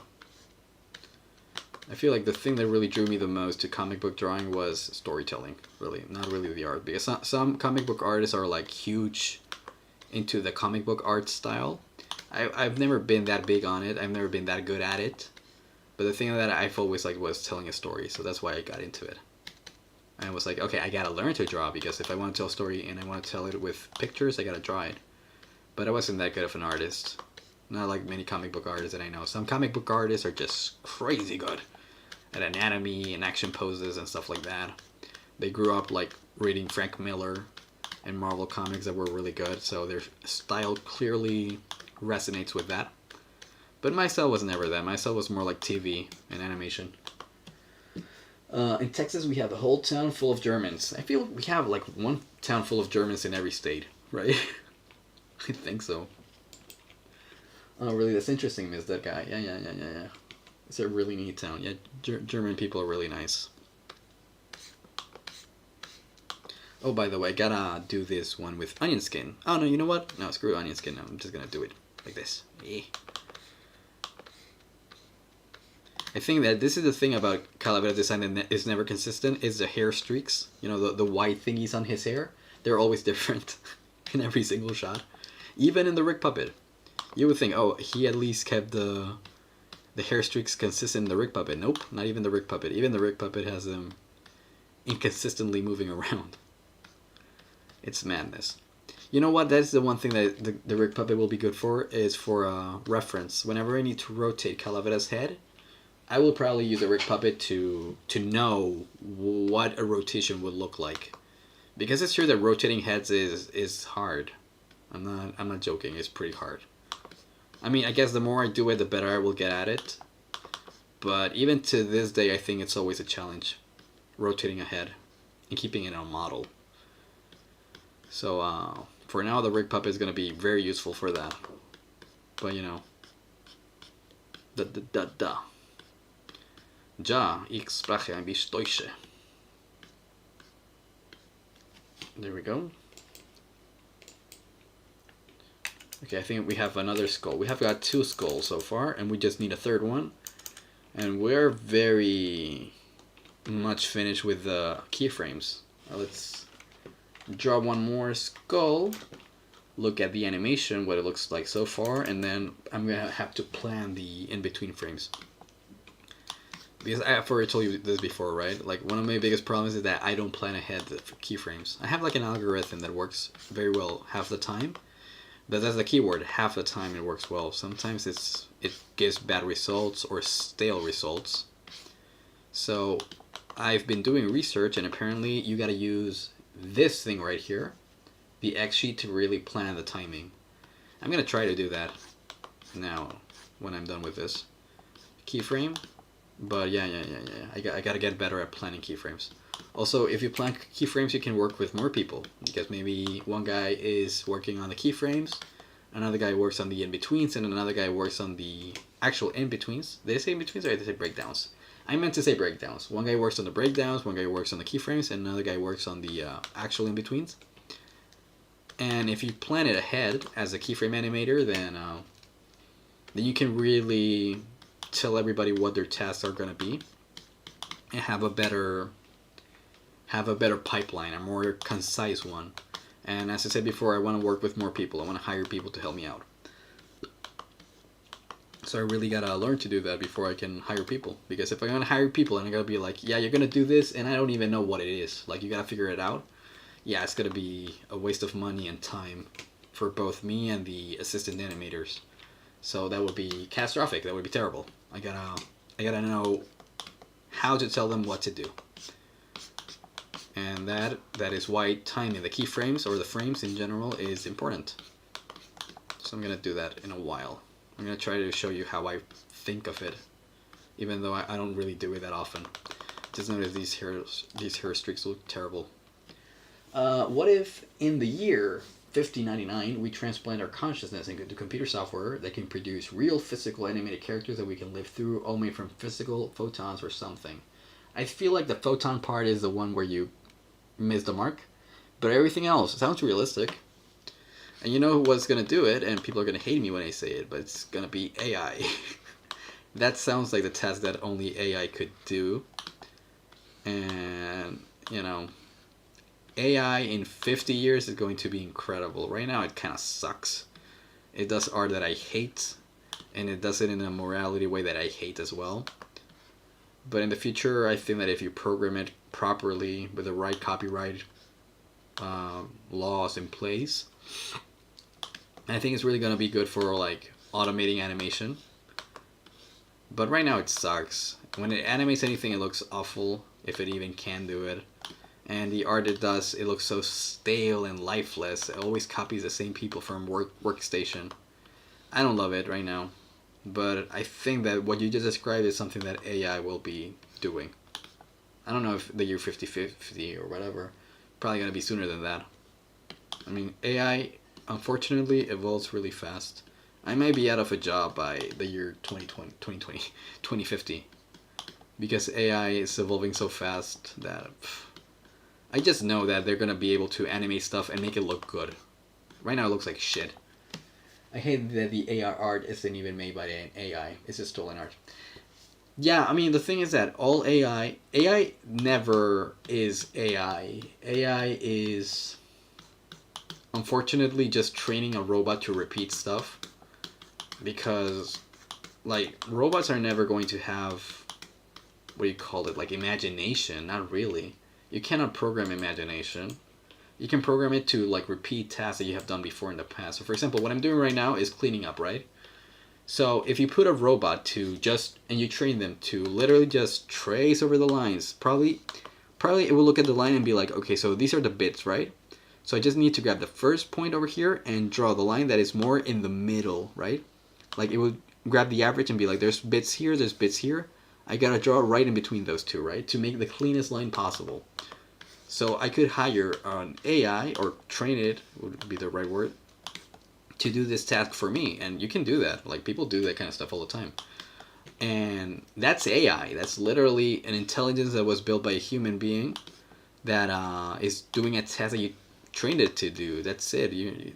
There's no thought behind that. And that's a very basic AI. What people say with AI is that they want it to think about stuff, but that's not even real. Like the closest thing we have to that is the art, which is like it seems like it's thinking about something, but honestly, no, it's just remixing stuff that other people did. And that's all it's always going to be able to do. It's never going to be able to create something. It's only going to be able to remix stuff that you made it look at for hours. Like, have you ever seen the Clockwork Orange? Let's look at the Clockwork Orange for a second. Clockwork Orange, like the scene with the eyes. I'm making a reference and I'm showing the reference to you guys. Yeah, this is the one. So there's this scene, the Clockwork Orange, where they're literally programming the guy to like not be violent, and they're like showing images of stuff that he shouldn't do. That's exactly what people do with robots, with AI. They just showed them what they have to do again and again, and eventually they are able to recreate it. But they never come up with it. That's impossible. Ah, I went on a tangent there. Oh, let's keep going. Oh, my back. Okay, let's keep going a little bit longer. I think we're gonna animate for another half an hour. Then I'm gonna stop streaming and probably start coloring later. Yep. I don't even know what we were talking about anymore. Oh yeah, AI sucks. Like the art from DeviantArt is what some of the AI are using. It's just stolen. Yeah, absolutely. They're just stealing art. Honestly, yes, they are just stealing art. That's all they can do right now. So that's what I meant with whenever they start doing like animation, I hope they have copyright laws more in place. You know what? They can even like program an AI to figure out if your AI is stealing art. That's how good AI can actually be. It can actually detect like copyright infringements. But we'll see. We're gonna need more time to actually figure out how to work with robots. Because right now they're dicks. Dun, dun, dun. I don't want a world where robots are used to replace humans, especially in the creative field, but rather a world where humans and robots work together. Yeah, that's probably what we're working towards. But as I said before, it's going to take a while for us to figure out how to stop people from being dicks with it. Because right now people using AI are kind of dicks. Because they know they're infringing copyright again and again, and they still do it. You know, the NFT people. Those people, they're the same ones usually. Not always, but usually. This is more of a, I don't know, protective loss situation going on here. Dun, dun, dun, dun, dun, dun, dun, dun. Bam, bam, bam, bam, bam. Okay, I'm coming close to my limit. I'm still not there, but I can feel fatigue slowly surging up my spine. Fatigue is a cool concept. It's just certainly coming for you. It's coming to get you. You don't know when it is going to be, but it is going to happen. Okay. So people call it burnout syndrome. I call it, I'm just tired and I need to eat a burrito. Here you go. Boom, boom, boom. And I have 3 skulls already. So let's go to the node view and let's get rid of the sketch entirely. And now we have got a puppet of Calavera moving around. Doesn't have any facial features yet. Yes, destroyer of nerds. Oh, but it's a few good keyframes. They're not very dramatic. I feel like I could have gone more dramatic with this one right here. But as I said before, I also want to make subtle motions as well. I want to make both. I want to make dramatic and subtle motions. So this one is kind of subtle. It's not that exaggerated. Which means that I like it. So I think that instead of doing the face, I'm just going to start in between the body parts. That way you can see me doing in-betweens, which is always fun. We need to refine the software and especially have consequences in place for those people. Yeah, absolutely. That's going to be a very important part of the process. Figuring out how to like avoid people from cheating their way through AI art. Boom, boom. Boom, boom, boom. I'm gonna check out the Discord, see if there's anything there. Nope, nothing right now. Is that when I'm streaming, I have Discord on streamer mode. I mean, it automatically goes that way. so I cannot hear notifications if there's ever any. Plus, I'm not even wearing my headphones, so that also helps me not know if something's up there. Yeah, as I said before, we're gonna start in-betweening already. Because why not, you know? Ah, that's such a cool motion, dude. I like it. I like my own animations. And I'm gonna keep the goggles for the end. I feel like the goggles, I can just create one singular object and just move it around with a peg. And that's gonna look good enough. Okay. So I think I'm gonna start with the body, or I'm gonna start planning stuff, really. Okay, I'm gonna bring out the X sheet, see what I can do with it. Oh my god, I don't even understand what's happening. This is so much information. So I need to go to the body, and I need to rename everything. I don't want to do that. It's gonna take so long. I'll call this keyframe 01, and then we have that keyframe 02. Then we got keyframe 03. So this is what I don't want to do whenever I'm animating something, is renaming stuff. It takes very long. It's not exciting. And the worst part is that it's not only the body, it's also every single body part. Ugh. Okay, I'm just going to do it for the body, and everything else going to just use the body as reference for the keyframes. Okay, so now we have this body part over here, so now we move, So now he's going to start moving the actual torso only whenever the hands go up. So there's no motion here, but there will be some motion here. Now I'm going to plan it in such a way that we're going to have one big in between, and how many smaller ones? Like, how fast do you want the motion to be, really? Let me check it out. Nerd! Yeah, okay. So I'm going to have, as I said before, one keyframe here, and I'm probably going to animate it in twos. See if I can get away with it. And if I can't, I'm just going to fill it in with more in-betweens. Get the big easy parts done first. Yeah. So let's add a keyframe here. So how do I do that? Like this. There you go. And I'm going to call it the, whoops. No, I'm going to call it 1 for now. So I have one here, then I'm going to have one before and one after. So now I'm going to call this one, oh shit, what? Okay, I guess I gotta click Ctrl D. This is gonna be called in between. How do you call it this? It goes from keyframe 1 to keyframe 2, and this is one that's gonna be A, right? Okay, yeah, there you go. That's a good name. I'm gonna bring this keyframe, I'm gonna bring it here, call this one B, and this one is going to be the in between C. So see, I have 3 in between frames here planned. And then if I have to add more, I'm just going to add a couple more in between. That's okay. And then from this pose, I have to go into this one. And now this one has to be quite snappy. It's got to be like, boom, like, you know, hit it with force. So for that one, I'm going to create only 2 in between frames. And I'm going to go first slow and then faster. You know what I mean? Like when it's up here, it's starting to move. So it starts accelerating. But when I go from this point to this one, it's more immediate. So it's going to be like, boom. You know what I mean? Like, boom. That's called ease out, I think. No, it's called ease in, actually. Actually, you know what? I don't know what it's called, but I know how to do it anyway. So I'm going to do it. And I'm going to use a total of 2 keyframes only. Like these ones. Not keyframes. It's another word for that. But, yeah. I'm just going to do 2 of them to make the motion fast. And I'm going to blur it as well. So this one would be closer to the below side, right? Actually, you know what? I'm not even sure.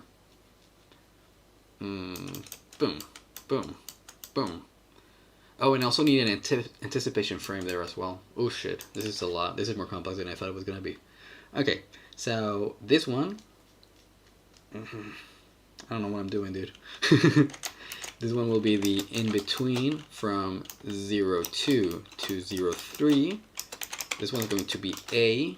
This one's going to be the same thing. Oops, made a mistake. Same thing, but this one's going to be called B. Shit. I gotta click it with a mouse. Oh shit, I forgot that I didn't create keyframes. I'm such a doofus. Create a keyframe here, create a keyframe here, and also the anticipation keyframe is going to be maybe 3 frames before. Yeah, there you go. It's actually so many Anticipation keyframe. Maybe one more to the future. How do I move this? Oh, I gotta move it with this thingy. See, I never use the X sheet, and it shows very well right now. I don't know what I'm doing. Not entirely. So, as I said before, I was gonna call this one. Shit. The in-between from keyframe 2 to keyframe 3, and call this one A, because it's the first one out of the two. Copy this. I'm gonna paste it here. I'm gonna call this one B. And this one's going to be called the anticipation one. So I'm going to call it the AN as in anticipation. And anticipation is going to need a couple frames as well, actually. So this one's going to be anticipation A. And then I'm going to need anticipation B as well. Okay. So anticipation A and anticipation B. It should give it oh shoot, I just made the same mistake as before. Create a new frame. And now paste it. And should I specify which frame it is for? Yes, I'm going to specify it as anticipation from 2 to 3. Jesus Christ, I'm typing so much stuff only to plan it properly. Anticipation 2 to 3, B. Uranium, is it possible you can tell us facts about your characters? That's a good idea. And colleagues and friends, I hope that's not so happy or weird. Oh, did you talk about this on the Discord or something? How did you know what you were talking about? Okay, probably because my internet is lagging, so you know what you said before I knew it. Can I tell you facts about my characters? Yeah. Okay, I'm going to finish planning this, and I'm going to start narrating that, because honestly, what I'm doing right now is very boring, isn't it? And honestly, I don't even know what I'm doing 100%. I know this is how, like, professionals do it. This is not how I do it. I have no clue what I'm doing. I just know this is how professionals do it, and I want to be more professional. And I'm not. But I will be. Eventually. So for the last... Oh, the last one doesn't need anything. I just need a couple more keyframes, right? Okay. Yeah, actually, you know what? They're right here.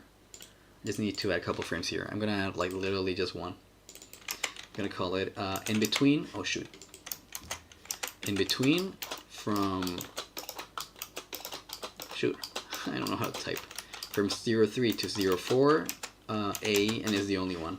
Okay, so I plan my keyframes. So now if I send this to like an assistant animator, they will know what I want. Oh, this is so cool. Just being able to write what you want and then being like, you do this, and then somebody else doing it. Okay, so first off, I'm going to leave this somewhere else. So we have a nice image so I can tell you stuff about my characters. Let's go to the node view. Let's activate the turtle and the homunculus. Also this. And this. Actually, you know what? I'm going to get rid of the sketch for now. Ooh, no. What? There you go. I'm going to activate the tortoise as well. Let's go get torment. Activate torment. Where is the torment? There is a torment. Here we have a torment, and let's render it. Meanwhile, I'm going to talk about my characters. So let's see. I always do this. I always like bringing the images. I feel like it's a better way to like tell stories. So we got 4 characters, right? And the idea is that they form a team because the main character, or not the main character, he's the first character, not the main character, not anymore. Calavera is a scientist who works for people doing contracts where he has to do research for stuff for their businesses, right? And he does the dirty work that other people don't want to do. He was originally born in the region of Mainaki, which would be parallel to like the Iberian Peninsula in Europe. So that's why he speaks Spanish, because he's from a different land than everybody else. And he moves to okay, it got animated, cool. So he essentially is a foreign guy, but he's in the same continent as other people. So they kind of know where he's from, but they kind of like, oh yeah, he's the cool foreign guy who knows a little bit of science. And they hire him to do like private work, essentially, because he doesn't care about getting his hands dirty, essentially. So he's kind of a sketchy guy. So he meets Freya because she is a soldier for the Empire, which is a union between 2 countries called Frelician Empire and the Erlesian Empire. So we got Frelician and Erlesians, which would be the parallels to English and French people. So you have to imagine like 2 big countries fighting for power, usually on the continent, trying to get more and more, colonies there. But these 2 countries now have decided that they're going to work together to essentially dominate the entire continent without any repercussions. because like there's only two powerful countries, which are those two ones, and there's other small countries that they can just dominate if they're not fighting against each other. And she works for them because she believes in. She at first believes in a project of the empire trying to like share the good of those two, formidable countries with everybody else. So she's spreading the good word of the empire essentially, and that's what she believes at first. Of course, it doesn't work like that. So she has to hunt Calavera. So she has to like get this guy out of whatever he's meddling with, which is of course the empire. He's always going against government. He's a very anti-establishment guy. Even if he doesn't know it, he does it for money. But she has to go against him. So that's when they both learn that they're basically both wrong in different ways. She's wrong in a way that she believes too much in establishment, and he's wrong in a way that he is literally just wasting a talent, which is his scientific prowess. Like, he's not technically smart, but he does have like creativity to ask the right questions and get into like the philosophical questions that will lead him to actual progress. So they end up like finding out that they can work together in a way that's actually good, and they can still make money because he still likes money. So Freya is like the moral compass of the team in the sense that she still is trying to strive to do good for the people who are in poverty and disease, because it is a medieval story, right? So if it's medieval, that technology is not very advanced and people are actually very, what's the word? Ignorant. They're very ignorant. There's no knowledge. People don't have the knowledge to even know how messed up they're doing things. And with Calavera, they're able to like do some research and learn about stuff that's gonna help them eventually. And he still has like villainous goals in mind, so she helps steer him more towards helping people. And that's how they both meet, and they start like a business, essentially a business model that makes him lose a lot of money. Like, he's not earning as much money as before, but it's better, I guess. Also, he just likes working with Freya. And then they meet Samhain, who is a monster that is essentially a gun for hire on the surface, which is a planet they live in. He is actually from a different dimension called the Catacosmos, where monsters essentially inhabit it, and they have their own societies, they have their own tribes, and it's based on Nightmare Before Christmas. You've seen Halloween Town, it's kind of like that, but more brutal. And you have the people that are called the Cucurbites, which are pumpkin people. He is one of them, and he is a very strong one. So in his village, the Cucurbite village, he is chosen as the defender of the village. They're going to choose him to fight their battles, essentially, to be their champion. But he's like a teenager. He's huge, but he's literally very young. So he wants to avoid that responsibility. So he escapes his village and comes to the surface. And he's literally just working really mediocre jobs, just, beating up people for money. Because he's huge, he can do it. It's not even a challenge. So his life is basically just avoiding responsibility until he finds Calavera. And Calavera is like, okay, so these people are looking for you. And even though you're here, they're still trying to look for you and bring you back there, right? So if you come with us, we can find a way to keep you here. Like, we can do something that is going to be like, even if they come for you, we're going to be able to protect you somehow. We're going to find a way, don't worry. So he's working for him in exchange for that. He works for him to basically be free from his original responsibilities. And Zara is the last one they meet. She's the last one.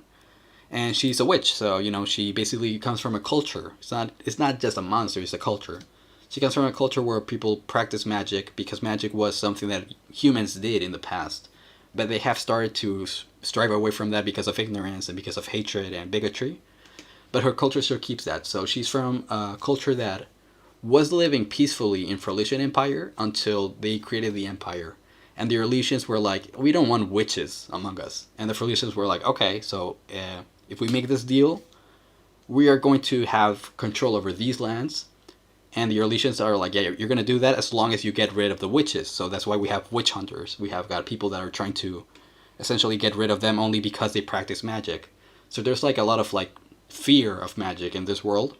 Just like in medieval times, like it's realistic in that sense that people were scared of this thing that they didn't understand, and witches are one of them.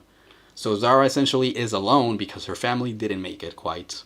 She was left alone when she was a young girl, so she's been trying to just escape this kind of like persecution. by, you know, like just finding money and food however she could, until she finally stumbles with the main team, right? And at first they're gonna have like a conflict because they're going after the same medallion that she's trying to steal that belongs to like other family members, but she wants to steal it to sell it for money. And they want to steal it because it has magical properties. And Calavera at first doesn't even believe in magic. He thinks that witches are not real. He thinks witches are just people being paranoid about stuff. But you know, once he meets the pumpkin, he's like, okay, might be true. And when he meets her, he's like, oh shit, witches actually exist and magic is real. Like he's like, oh, now we know that we have a huge planet, a huge world that we can investigate with the stuff he does. And he thinks that Homunculus, for example, is just a creation he made. But Homunculus actually is just a clump of dark stuff, which is a material that comes from an outside dimension. It's not from Earth, or the surface in this case. And he thought that he created him. He thought he created life. But actually Homunculus has properties from a different dimension, and he is an entity that exists beyond the world he sees. So he's actually another magical creature. He just thinks that he created him, but he's not. He's also magic. So we have got magic, we have got science, and we have got medieval warriors, and I think it could be like, there's a lot of fun plots I can write with these characters really easily. And yeah, that's a little bit of them. I don't know what else to tell you, man. Like I told you essentially the first 4 episodes that I want to write and draw. But right now they're just chilling because they have missions all the time. So sometimes they're just doing like a job essentially, and that's how they get into the conflict they get in. Here they're right before doing a job, so he's doing some research to be able to like carry that out. But Zara is just being a clown because she's a kid. She's like 19. She doesn't care about responsibility as much as he does. And Homunculus being cute. Look at that little thing. I love the thing. And let's watch this. How does it look? Destroyer of nerds. Yeah, I forgot that I have the blank. Destroyer of nerds. I forgot I have the blank frames in the middle, so it doesn't look good. Okay, that's good enough. That's pretty cool that I just rendered an ugly. You love the concept, Drew. Okay, nice, interesting. Yes. Thank you, guys. Yeah, I think it's a good concept. That's why I'm drawing so much, because if I didn't believe in it, I wouldn't be drawing so many frames. But I think that the story is very sweet in a way that is hilariously dark at the same time. But even though everything's like Halloween based, there's a lot of like positivity in it in a surprising way. That's what I like. I like stuff that looks dark and evil. But you know, there's a lot of good stuff in it. And there's a lot of good stuff here. And Homunculus is adorable. Look at that little thing with the tiny legs and the little eyes. And look how he closes his eyes. Like, that's really cute. This animation of Homunculus is going to be adorable. Let's look at it again. Destroyer. He was so funny. Okay. Okay, I'm going to draw some of those in betweens, then I'm going to be done with the stream for today. Maybe in a few minutes, like 20 or something like that. Ugh, my stupid back hurts. Okay, let's go back to the body, right? So that's what I was drawing. And I have the X sheet. So this is cool. What I just did before, which was very boring, which was planning the frames. I think this is a smart way to work, because now I can go to sleep, and tomorrow I will wake up and I'll be like, oh, this is what I gotta do. It's simple. Okay. So I gotta get rid of everything that is distracting, which is the background, which is the homunculus. As adorable as he is, he's distracting you, so I don't need him. I definitely don't need the sketch version. I'm already done with that. And you must make a plushie of him. You must. But if you make the plushie of homunculus, it's gotta be made out of dark stuff. You gotta go to the Catacosmos and find as much dark stuff as you can, and make an actual homunculus. How to go to the Catacosmos? You need a gigantic mouth that is in the sky. You gotta look for it. Meikaimon. I'm gonna bring Meikaimon here as well, by the way. Meikaimon is gonna be awesome. I mean, you've already seen it in the comic book, some of you guys. But Meikaimon is a badass. Top X sheet. Okay, because the cool thing about this show is that I'm also building like a bigger universe. Like I'm trying to make a lot of lore, so like I can make more stuff with it, even like Boneface and Pumpkinhead, for example. And yeah. Meikemon is one of those things. Also, Medico, Alekino, Hades, those characters, you know. Let's bring in over here the onion skin. And with the onion skin, I'm gonna do this and this. And I think, oh, there you go, there's a body. It's right there. Let's start the process. I'm gonna get rid of the arms because they were also kind of distracting. Even the head is distracting. Everything's distracting to me. Get out of here, get out of here. I'm gonna keep the hands though, and I'm gonna get rid of the head. And let's go with the body. There you are. Lore, yeah, lore is the best thing, dude. Like, it's my favorite thing about all the stuff I make. Lore, adding more like world building elements, more countries, more history. I don't know, it's just fun to me. Okay, now let's start doing the in-betweens. This guy goes over here. So I have a very lame style of in-betweening. I'm essentially only interpolating. Since in this shot nobody's rotating anything, it's gonna be fine. But generally speaking, it's kind of lazy just to interpolate stuff. Generally speaking. In this case, I'm gonna be able to get away with it.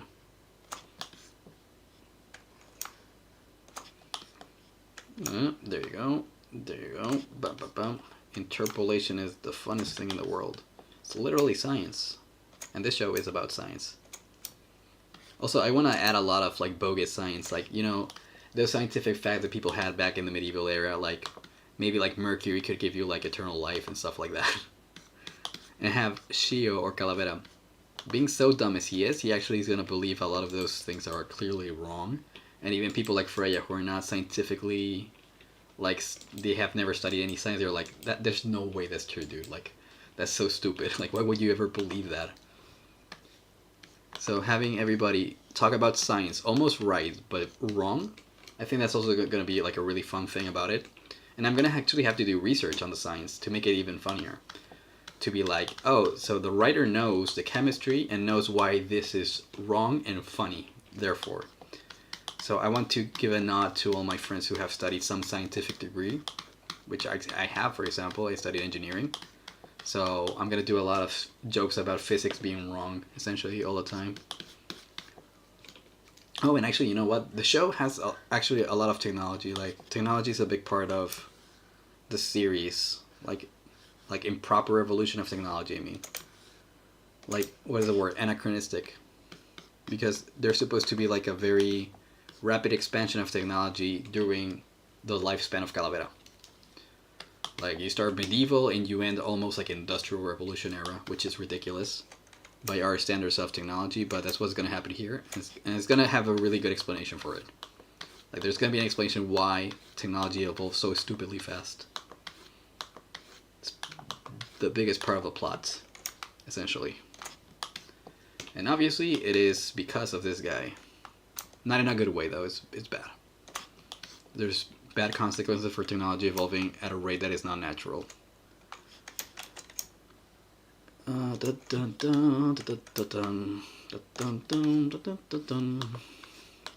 bring in these lines over here and over there. Oh man, dude. I love drawing. Really. It's so stupid how much I love animating. Like, I shouldn't love it this much. It is very difficult. It's a lot of work. But I just fucking love it. I could do this for days. Just, even interpolating is kind of tedious, but I don't know, it's kind of something relaxing about it. I think the hardest part might be storyboarding. Storyboarding is actually, I remember when I was storyboarding the episode, it gave me migraines, dude. It was so hard to choose a composition for each shot. I was feeling very stressed out somehow, more than animating. Animating is kind of like reasonable. Okay, now let's do the neck. This is where you do the pull string. Because this line is so hard to nail, like in just one single stroke. So I need tools. I need my tools. I need them. Without my tools, I am nothing. Now this line would go here. Nope, more like here. There you go. And let's get rid of the excess ones. Let's draw the neck. Now the neck itself would be like this, kind of. I'm not careful about this neck because I know it's not going to be shown because the head is right on it. So there's no issue with that. Like, look. Oh, no, actually, you know what? There is a huge issue. Thank God I broke... Oh, no, the head's going to move more to the right. Oof, I actually don't know. I'm going to be more careful with it then. Yeah, I thought the neck was not going to be an issue, but now I can see that it might be one. So let's get rid of those lines. And make it a little bit more thoughtful, at least. Like this neck. There you go. Make it longer. There you go. Just a little bit longer. Okay. I have a lot of the body. Now I need to add the straps for the... What do you call the thing that you put on your chest to not get like stains? Oh, what's it called? I know what it's called, but I'm not good with words. It's called an apron. Jesus Christ, of course I know that word. It's an apron. Shio wears an apron, like a boss. Nothing's more important than safety when you work with chemicals. I feel like one of these doesn't have enough lines. Yeah, what happened here? Why didn't I draw the other line? So weird. It's missing one. Oh no, I'm not good at this. There you go. Oops, no, there you go. Now here, I gotta interpolate like this. No, almost no, like this. Where does it go? Oh, it goes over there, and this one goes like this. No, actually, you know what? It goes like this. There you go. Yeah, so relaxing to like connect things. Let's see. I feel like I have one in between, so now I have to work on the in-betweens of the in-betweens. Right, so let's see how it looks. Nerd. See, it's like just flashing certain moments of the motion. It's funny. But now I have to do it here as well. So let's go onion skin, the one in front and the one before. There you go. And we do the same process I just did now, but with these frames. See, this is the cool part when you plan the framing.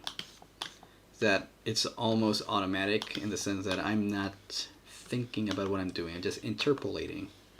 Interpolate. I feel like a fucking robot. Sorry for the curse word.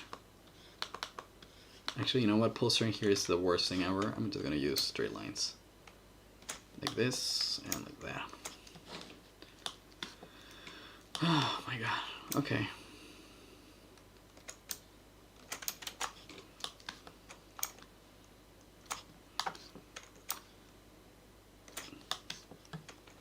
This is what people call dead air, right?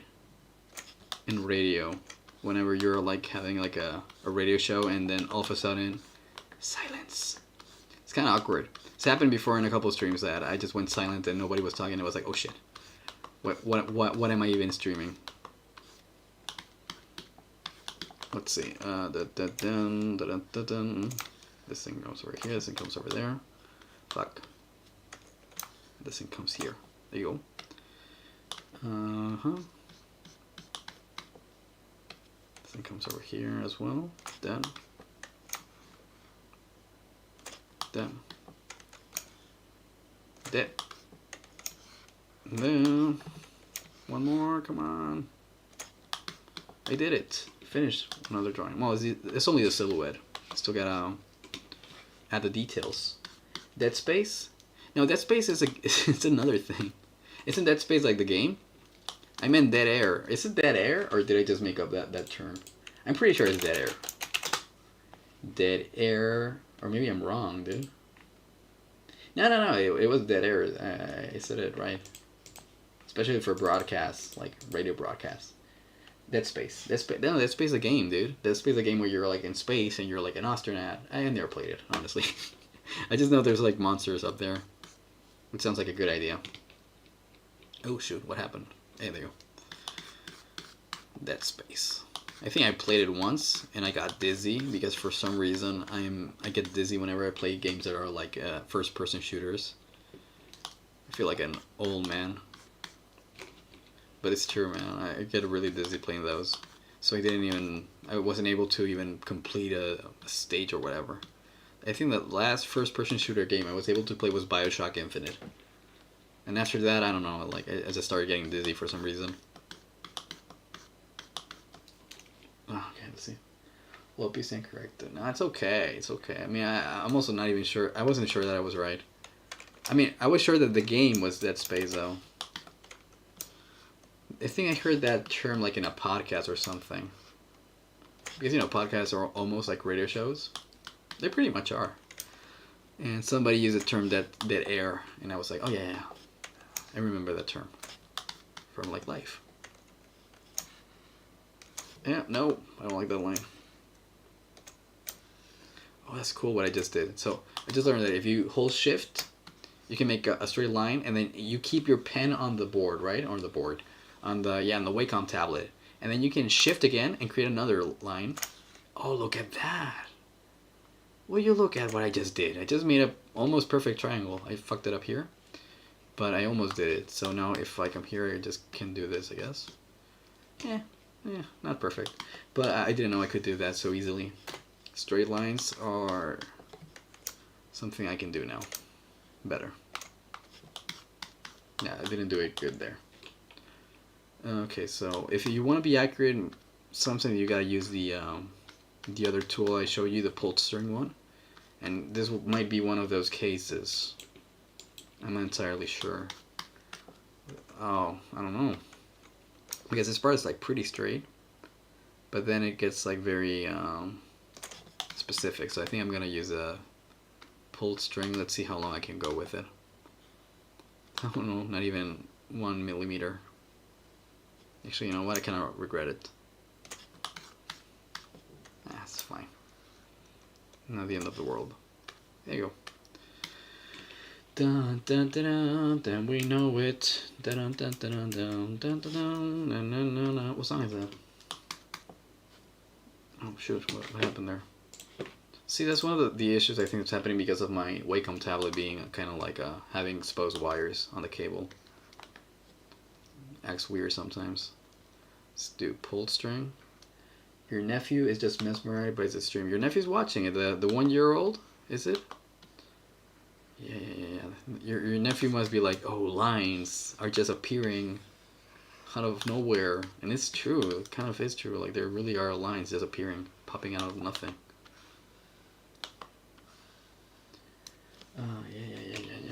Yeah. This is, especially if you don't know exactly what's happening. It's got to be kind of relaxing and being like, oh, lines. Yes, I like lines. And this is the cool part, really, the in-betweening. That's when you go like, oh yeah, he's drawing lines for a long while. Because when I'm tracing, it's like, yeah, okay, I get it, like I can do that. Tracing is not even that hard, I can trace. But yeah, in-betweening, that's when the magic really starts happening. But you know what?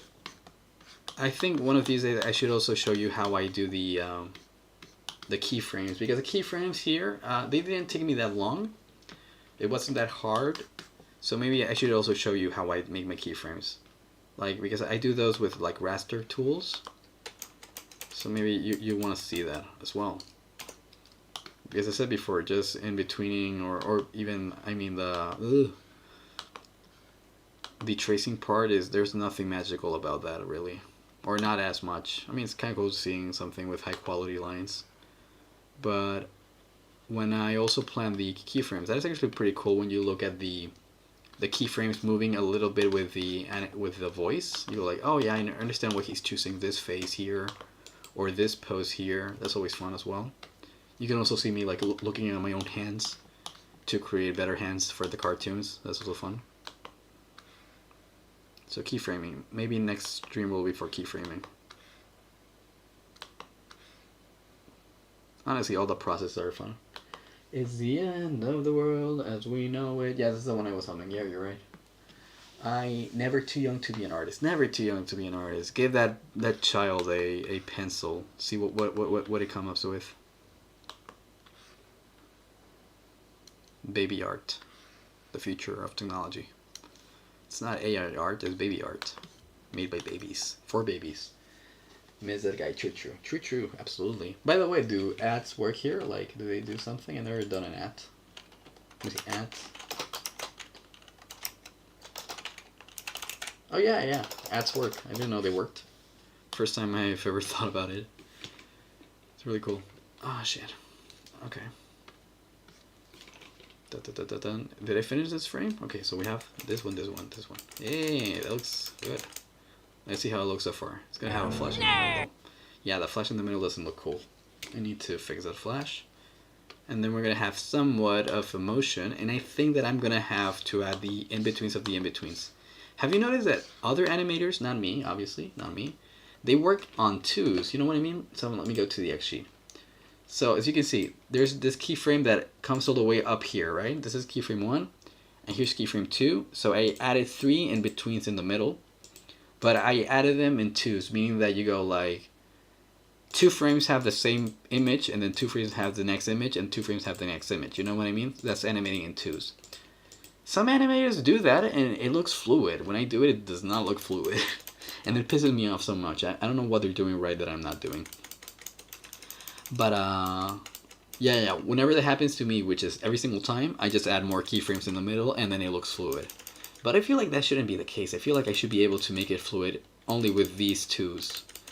But it only looks fluid when I do once, so I don't know what's happening with that. I think I'm gonna have to ask somebody that knows more about this, because I am stumped. I don't know how to make fluid animation in twos, and I think that that's a big part of being an animator, because you know, budgets. Baby art, images made by AI.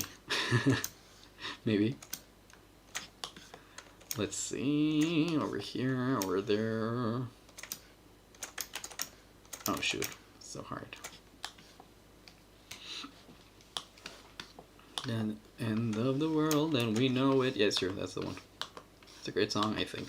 Who sang that? Was it the Doors or one of the? I don't know who sang it, and I'm just saying random rock and roll names. I'm gonna look it up. Let's go to Google. It's the end of the world as we know. Oh, REM? No way. Seriously? Okay, it's REM. I thought it was more of like a classic rock band. Nope, it's REM, which is pretty classic by now. But you know, like, when I say classic, I mean like 70s, 60s rock bands. Like The Clash, like Led Zeppelin. You know, those ones. The ones from Guitar Hero. Essentially. Oh damn, I miss Guitar Hero. Those were the gold days. Green Day. Green Day is not a classic rock band. They're modern to me, because when I was a kid they were still singing, and I don't know. Yeah, it's true that they're classic by now. So let me think. So American Idiot, which is like their biggest hit, came out like in 2001. So that's been like 20 years of Green Day being really popular. So yeah, they're all guys now. Jesus Christ, that's insane. Life goes by so fast. I feel like tomorrow I'm gonna be like a 40-year-old with a receding hairline. I hope it doesn't happen so quickly, but I feel like it's gonna be that quickly. I'm saying baby art is better than art made by text prime algorithm. Definitely, because it's like done by a human. Just because it's done by a human, I think it's already better. It's a pretty weird standard, but I like humans better than robots in general. And REM is awesome. Of course REM is awesome. I just didn't know they sang that song in particular. Green Day is epic as well. I only know like 2 songs by Green Day though. Let me think. American Idiot. There is Boulevard of Broken Dreams. Basket Case. There is also a couple more. Yeah, I think that's it. I know like 4 songs by Green Day. Maybe. Not so bad. Not too shabby. I've always been more of a metalcore guy. I listen to heavier metal. I used to like Trivium a lot. I still like Trivium a lot. I still like All That Remains. All That Remains is awesome. And Killswitch Engage. Those 3 are like my go-to bands for like metal. They're pretty heavy. I don't know. Whenever I talk to people who like metal itself, they say that they're not actual metal, so they're not good. And when I talk to people who don't listen to metal, they're like, "Oh, those bands are not. They're too hard for me." And they're perfect for me though. I love them. I will never stop loving them. Oh, Bullet for My Valentine as well. And Avenged Sevenfold. Even though Avenged Sevenfold is kind of like the odd one there. Like they're technically metalcore, but they've always sounded different. I mean, that is original, I guess. Okay. Let's see. Something like this, something like this. Let's check it out. I want to do it in one stroke, but I also want the line to go right in between these 2 points. Oh, I did it. There you go. And now this one would come something like this. Perfect. I mean, not perfect, but, you know, good enough. Nope, there you go. Okay, so now we have got all the frames that I needed. Oh, I need the apron. I'm still missing the apron.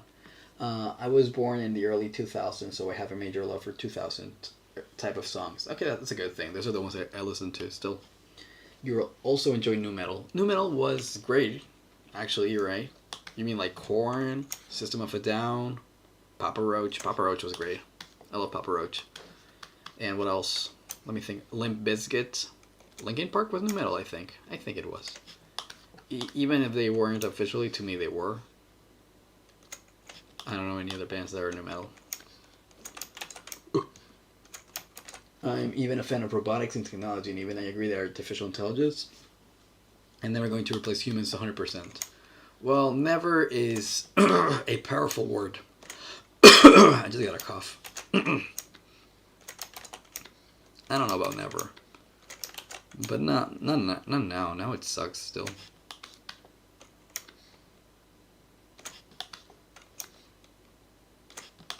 The apron is almost finished. Oh shit, I forgot. I made a mistake. There you go. Perfect. Fantastic. Let's get rid of this. Motionless in White. I've heard the name before, and I know I've heard that band at least once or twice. But I don't remember them particularly. I mean, there's so many bands, honestly. There's a shit ton amount of bands. I don't remember all of them. I know there's a lot of them that I should listen to. You know who really likes nu metal? Mr. Skin likes a lot of nu metal. I remember him being into some... Oh no, he was into industrial metal. It's a different genre. By the way, he hasn't joined in a couple of these already. It's been a couple of these that he hasn't joined. It's weird. We'll see. Let's go with the... Where is the thingy? The pulled string. Let's go all the way up. Up. There you go. Perfect. Up. Perfect. And this one as well. I don't know if this would be easier if I had a Cintiq. Cintiq? Is it pronounced? You know, the boards that you actually draw on them. I have a Wacom that's like on my table, not on the screen. So I don't know if I should buy a Cintiq. They're expensive, and I don't even know if they're actually going to be that beneficial. They're like crazy expensive. I'm a very late 90s kid, but I grew up in the 2000s, and I watched Playhouse Disney, PBS Kids, and Nick Jr. I mean, those things are also great. Mr. Skin has some good taste in music. Yes, he does. Very hardcore, I would say. Okay, let's check it out. Does he move good? Oh, you're a nerd! It moves too slow, so I think I'm going to do the same thing, but in once. Screw it. Animation in 2 is just for other people. It's not me. Let's see. Oh, you're a nerd! Okay, it looks reasonable. Oh, you're a nerd! Okay. It looks reasonable. But yeah, I'm not going to be able to animate it in 2s properly, so forget about it. I'm just going to go in 1s. I'm going to do what I've been doing so far. I'm not going to change anything about how I do things. That's not how I do stuff. And let's see. So the next thing I have to do is then animate these ones. So it's only 2 in betweens, and I said I was going to do some easing in, or easing out, I mean. So this one is going to be closer to the first one, and this is going to be closer to the last one, I think. Let me think about it. I'm doing the motion here myself. Maybe I'm going to do it in 1. I think I'm going to try that first. Let's see. Let's put this thing over here. And let's do it in just 1 sweet motion. Also, I gotta get rid of these for a while. Oh my god. The good thing is I can bring them back again because they have the proper name. Okay, I'm just gonna get rid of these then. I'll bring them back later. You go away, and then I just do straight from this one to this one. So I'm gonna do what do you call it? A blurry one. Oh shoot, I don't have the arms yet, so I don't even know what I'm doing. Ah, maybe I should bring in the arms. So many things to take into account. It's crazy. Okay, I think what I did with Zara was that I first actually animated the hands for the strong motion. So the first one is kind of softish, but the second one is very sturdy. So maybe for the second one I want to animate first the hands instead of the body. So I'm gonna leave this one out for now as well. Delete keyframes for now. I'll bring it back later. Oh, why can't I get rid of it? There. Bam. Yeah, for now I'm just gonna keep it like that. And this one as well, the same thing. Actually, this is the one that I can do now, because this one is very simple. Yeah, I'm gonna do this in between frame, and then I'm gonna start animating hands then. Okay, now I know what I'm doing.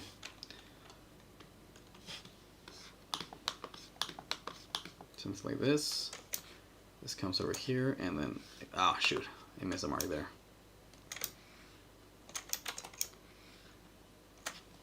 Something like this, something like this.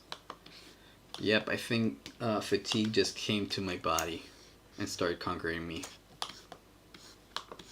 Yep. I got fatigue. Okay, I'm just gonna draw this body, and then I'm gonna dip out, dude. I'm tired. I need to take a break. Smell like Teen Spirit, anyone? Of course it smells like a Teen Spirit. I didn't wear any deodorant today. But I'm not a teen though, so it just smells bad, I guess. Let's see. Dun. Yeah, I love Nirvana. But you know which song I like a lot is Heart Shaped Box. Not so much Teen Spirit. I mean, Teen Spirit is a great song though, obviously. I'm not trying to be a contrarian here. But I remember having other favorites. Oh, you know which band I used to like a lot? Stone Temple Pilots. They were like the forgotten grunge bands. And Pearl Jam. Pearl Jam was just as popular as Nirvana though. But yeah, grunge was also another great genre, honestly. Jeremy spoken. Even flow. Let's see. Teen Spirit is a good song. Of course, a great song. Obviously.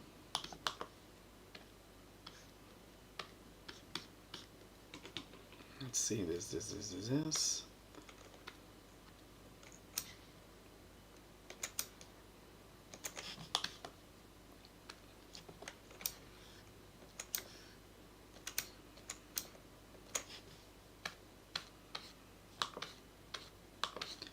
Jeremy spoken class today.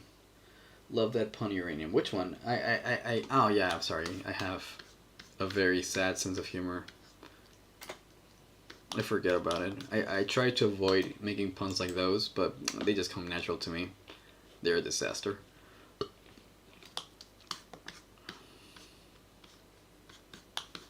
I've had this conversation before. I'm not actually funny. Not really. Funny-ish sometimes, but not funny. Never funny. Let's see. This goes here, and this comes here. This comes here, and oh my god, so many lines, so little time. This comes here. This comes there. Boom, boom. Oh.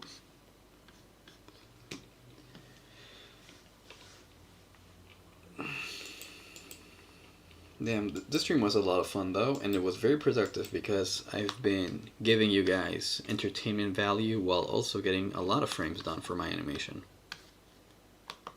That's what I like about streaming. They're the opposite of a waste of time. They're literally just making, it's like creating more hours out of the day.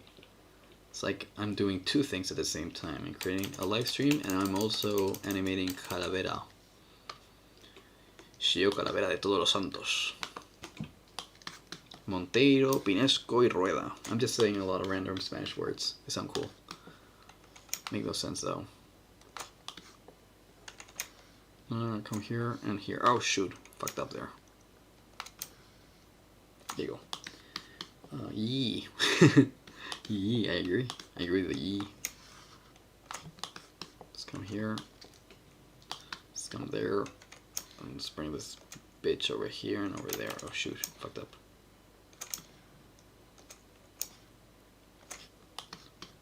Smiley face.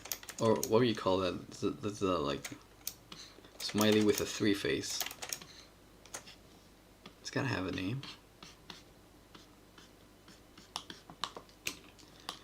At home drawing pictures of mountain tops with him on top. Lemon yellow sun. Exactly, I'm also connected with my friends / fans. I consider you guys friends really. Because I've known you on Instagram for so long that it's more like a friendship than anything else. And also I talk to you, like I talk to you. If I wasn't talking to you, maybe it would be like, yeah. But no. There's clearly like a conversation going on here. So yeah, it's also like hanging out with friends. It's creating valuable content, and it's also creating very valuable content, which is my pilot. Everything that makes my pilot come closer to becoming a reality is time well spent. Everything. Let's see. Oh my god. These are so hard to interpolate, these lines, when they're so close together.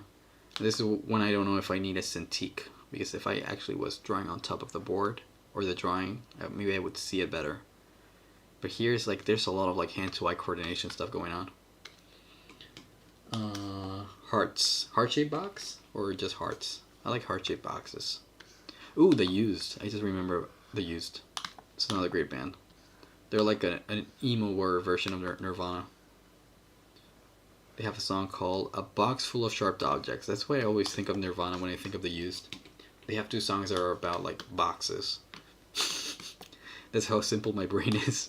That if somebody says box, I go like, oh yeah, they're the same. I'm a dumbass. Today I fell and felt better. I'm not a good singer either. I just feel stronger, sharper. Found a box of sharp objects. What a beautiful thing. Oh shoot, I forgot. Copyright. I cannot sing this well, because if I sing this well, the algorithm's gonna be like, oh, he's definitely playing the recording of The Used. They're gonna think that I'm such a good singer that it's like, oh, that's the official one. He can't sing that. Not live. The Used is great. Pop punk. That was another big genre back then. Fall Out Boy. Panic at the Disco. I still love Panic at the Disco. But they have changed so much. I feel like it's because none of the band members are still there, except for the singer. It's basically Brandon Urie's band at this point. I mean, it always was, I guess. We wish you a Merry Christmas. We wish you a Merry Christmas and Happy New Year. Come on. Okay, let's give it a look. What does it look like? Yeah, Nirvana was already pretty emo, but it was emo before emos were a thing, so that's what I meant with The Used was even more emo than they were, because they knew what emo was now. They had the technology. Destroyer of nerds. Okay, that's not bad. Especially, I like the last motion, it's very subtle. It's like very subtle. I also like that kind of stuff, like, it goes from here to here. So this one I can also add a couple of in-betweens. Oh my god. Okay, now before I go, I just want to make one of the fists go down with like a motion blur, because I feel like that motion blur is going to be a lot of fun. So that sounds exciting, so I want to show you guys how I make like my motion blur motions, I guess. And then I'm gonna leave. You say they're punk. The Used. Yeah, they're actually punk. I mean, there's no such thing as emo regarding music. Emo is more of like a how you conduct yourself with your personality, because I feel like none of the emo bands were actually emo. They were mostly punk. My Chemical Romance, yeah, that was more emo, I guess. I mean, they were also kind of punk, but yeah, they were also the staple of emo-ness. That's true. I don't know. It's a great question. Wondering what is true emo. So let's go with the hand left. No, I want hand right. So this one's gonna be fun, so that's what I'm drawing at before I leave. I'm very tired right now. but I really like these frames. They're really fast because it goes from here to here really quickly. Now I have a problem. Is that for some reason the onion skin, oh, it's not showing it. It is showing it, but it's hard to see it because of the table. But it's there. So I have to draw an in-between frame between these two things. I think I'm gonna, oh, this is why. Okay. So I need a frame that goes from up here to down here, but it goes so fast that, yeah, it's gonna have motion blur. It's gonna have like literally like lines coming out of it. Like it's gonna get deformed and twisted. So what I'm gonna do is I'm gonna kind of, oh shoot. I'm gonna kind of trace over this one, but I'm also going to make the motion look like it's going upstairs, above, and then I'm gonna put that image in the middle. So I'm gonna do it like this, like this, kind of a deformed version of this one. So now this one goes something like this. Oops, I like that one. I missed it. I lost it. Like this, like this, like this. Oop, oop, oop, oop. The fingers go a little bit higher. Because now the fingers are kind of lagging in the motion, so they're going to go a little bit higher than the palm of the hand. And this one as well.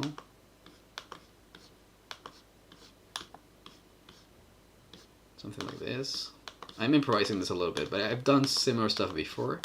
And I know that even though it's not perfect, it's going to look good because of the speed of it. If it wasn't moving fast, it would look like shit. Because this is a terrible frame itself, but since it's a motion blur motion, then it's gonna be fine. But this is not a proper in-between in general. Not really. I do want to get rid of the scratchiness.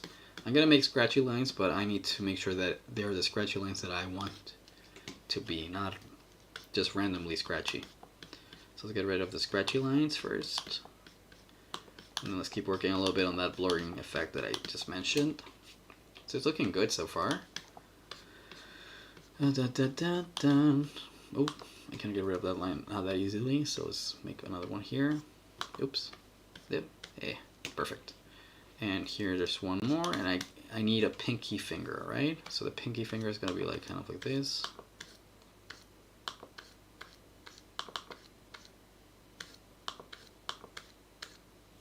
It's even getting kind of deformed here. That can be funny. It can be too much as well. So I'm gonna mirror it to make sure that I'm not going too far with the deformation. But I think that from experience, I think I did it right. Yeah, probably. I still need to check it out. So let's get rid of the onion skin for a second. Ooh, there's one more line here. Hey, perfect. Let's go onion skin off. That hand itself is a weak hand. It's not a good hand. This is a good hand. This is a terrible hand. But as I said before, just because of the motion, it could get really good. So let's bring it down here, because as I said before, when you move something that is heavy, this hand is not like extremely heavy. It's not made of iron. But it's going to move fast, but it's going to need time to accelerate. So it's going to take some time to come up here, and then from here it's going to go down. And I'm going to deform it even a little bit more. I think I'm going to make it like this. Nah, oh, maybe yes, actually. I'm not sure. I think I'm just gonna stretch it a little bit higher. And you know what? Actually, I'm also going to make it thinner, which creates the illusion of speed even more. So it goes like da da da, da da da. Let's see how it looks without the onion skin. Okay, so see, it's like a very flashy motion. It's like very crazy. It's very frantic. I might still add one more in between frame, actually. Like that was a little too fast for my taste, but the thing that's going to really sell it, if I want to keep it with just one frame, which might be the case, is adding these. These are like smudges I've been adding to stuff lately. And if you watch the animation itself, you will never notice it. But if you stop it, you go like, oh yeah, this is why it looks this crazy. And actually, I'm like liquidifying everything, which is kind of insane. Like that, it wouldn't liquidify your hand, but I think that's going to be part of my style. Like when you move fast, things become liquids, which is obviously anatomically incorrect. And then here, I'm also going to adjust like speed lines, like the regular ones. This is the normal motion blur that you would add, and this kind of movement, not the liquid. Liquid is more my thing. I want to be special. I want to be unique. And also one for this finger over here, and I think I'm gonna be done.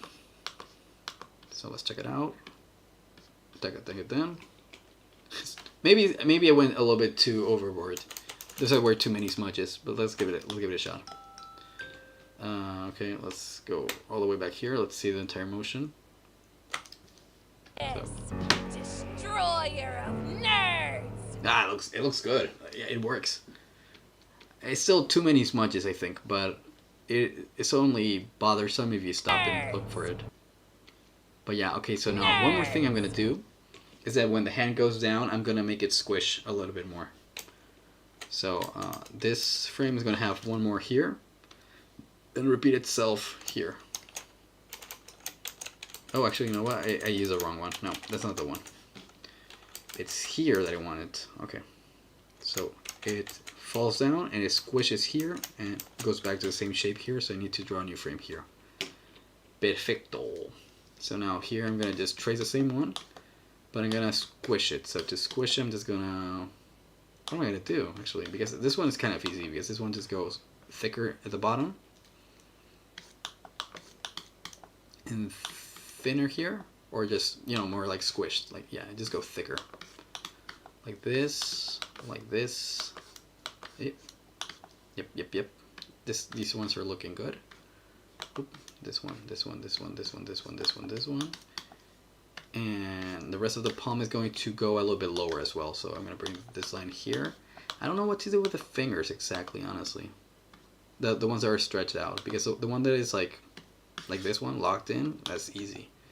This one I'm just going to maybe... Ah, yeah, I know what I'm going to do. I'm going to make it seem like it's crushing it a little bit more. As well, make it thicker here and make it squishier here. I think that's going to work. Let's see. Yeah. It's okay. It's good enough. Dun. And then connect it here. But here, didn't I want the palm to go lower? Yes. So why was it so up high? Should have brought this lower and this thing like this. There you go. And now also the thumb has the same situation. So the thumb I'm going to bring it lower as well. Make it thicker, have the same contact point. Still thicker. And flex this a little bit more. Try to maintain the same volume though. Try to. I'm not very good at it, so try is a key word really. I'm trying my best, guys. I'm not perfect. I'm definitely not perfect. Okay, let's see. And now this part over here will also get a little bit squashed. Not much, but squashed. Something at least. Something like this, Let's go a little bit lower. And this guy, I think I'm gonna even deform it like...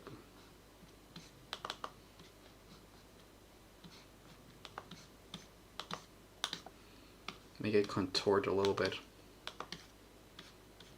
That way when it bounces back it's kind of funny. Not funny, but like cartoony. Cartoony is the word. I feel like cartoons should look cartoony. That is not a crazy thing to say. Oh, this is not the thumb, this is the pinky. I thought it was the thumb.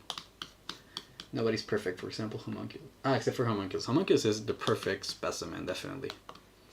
Like, there's no doubt in my mind that he is absolute perfection.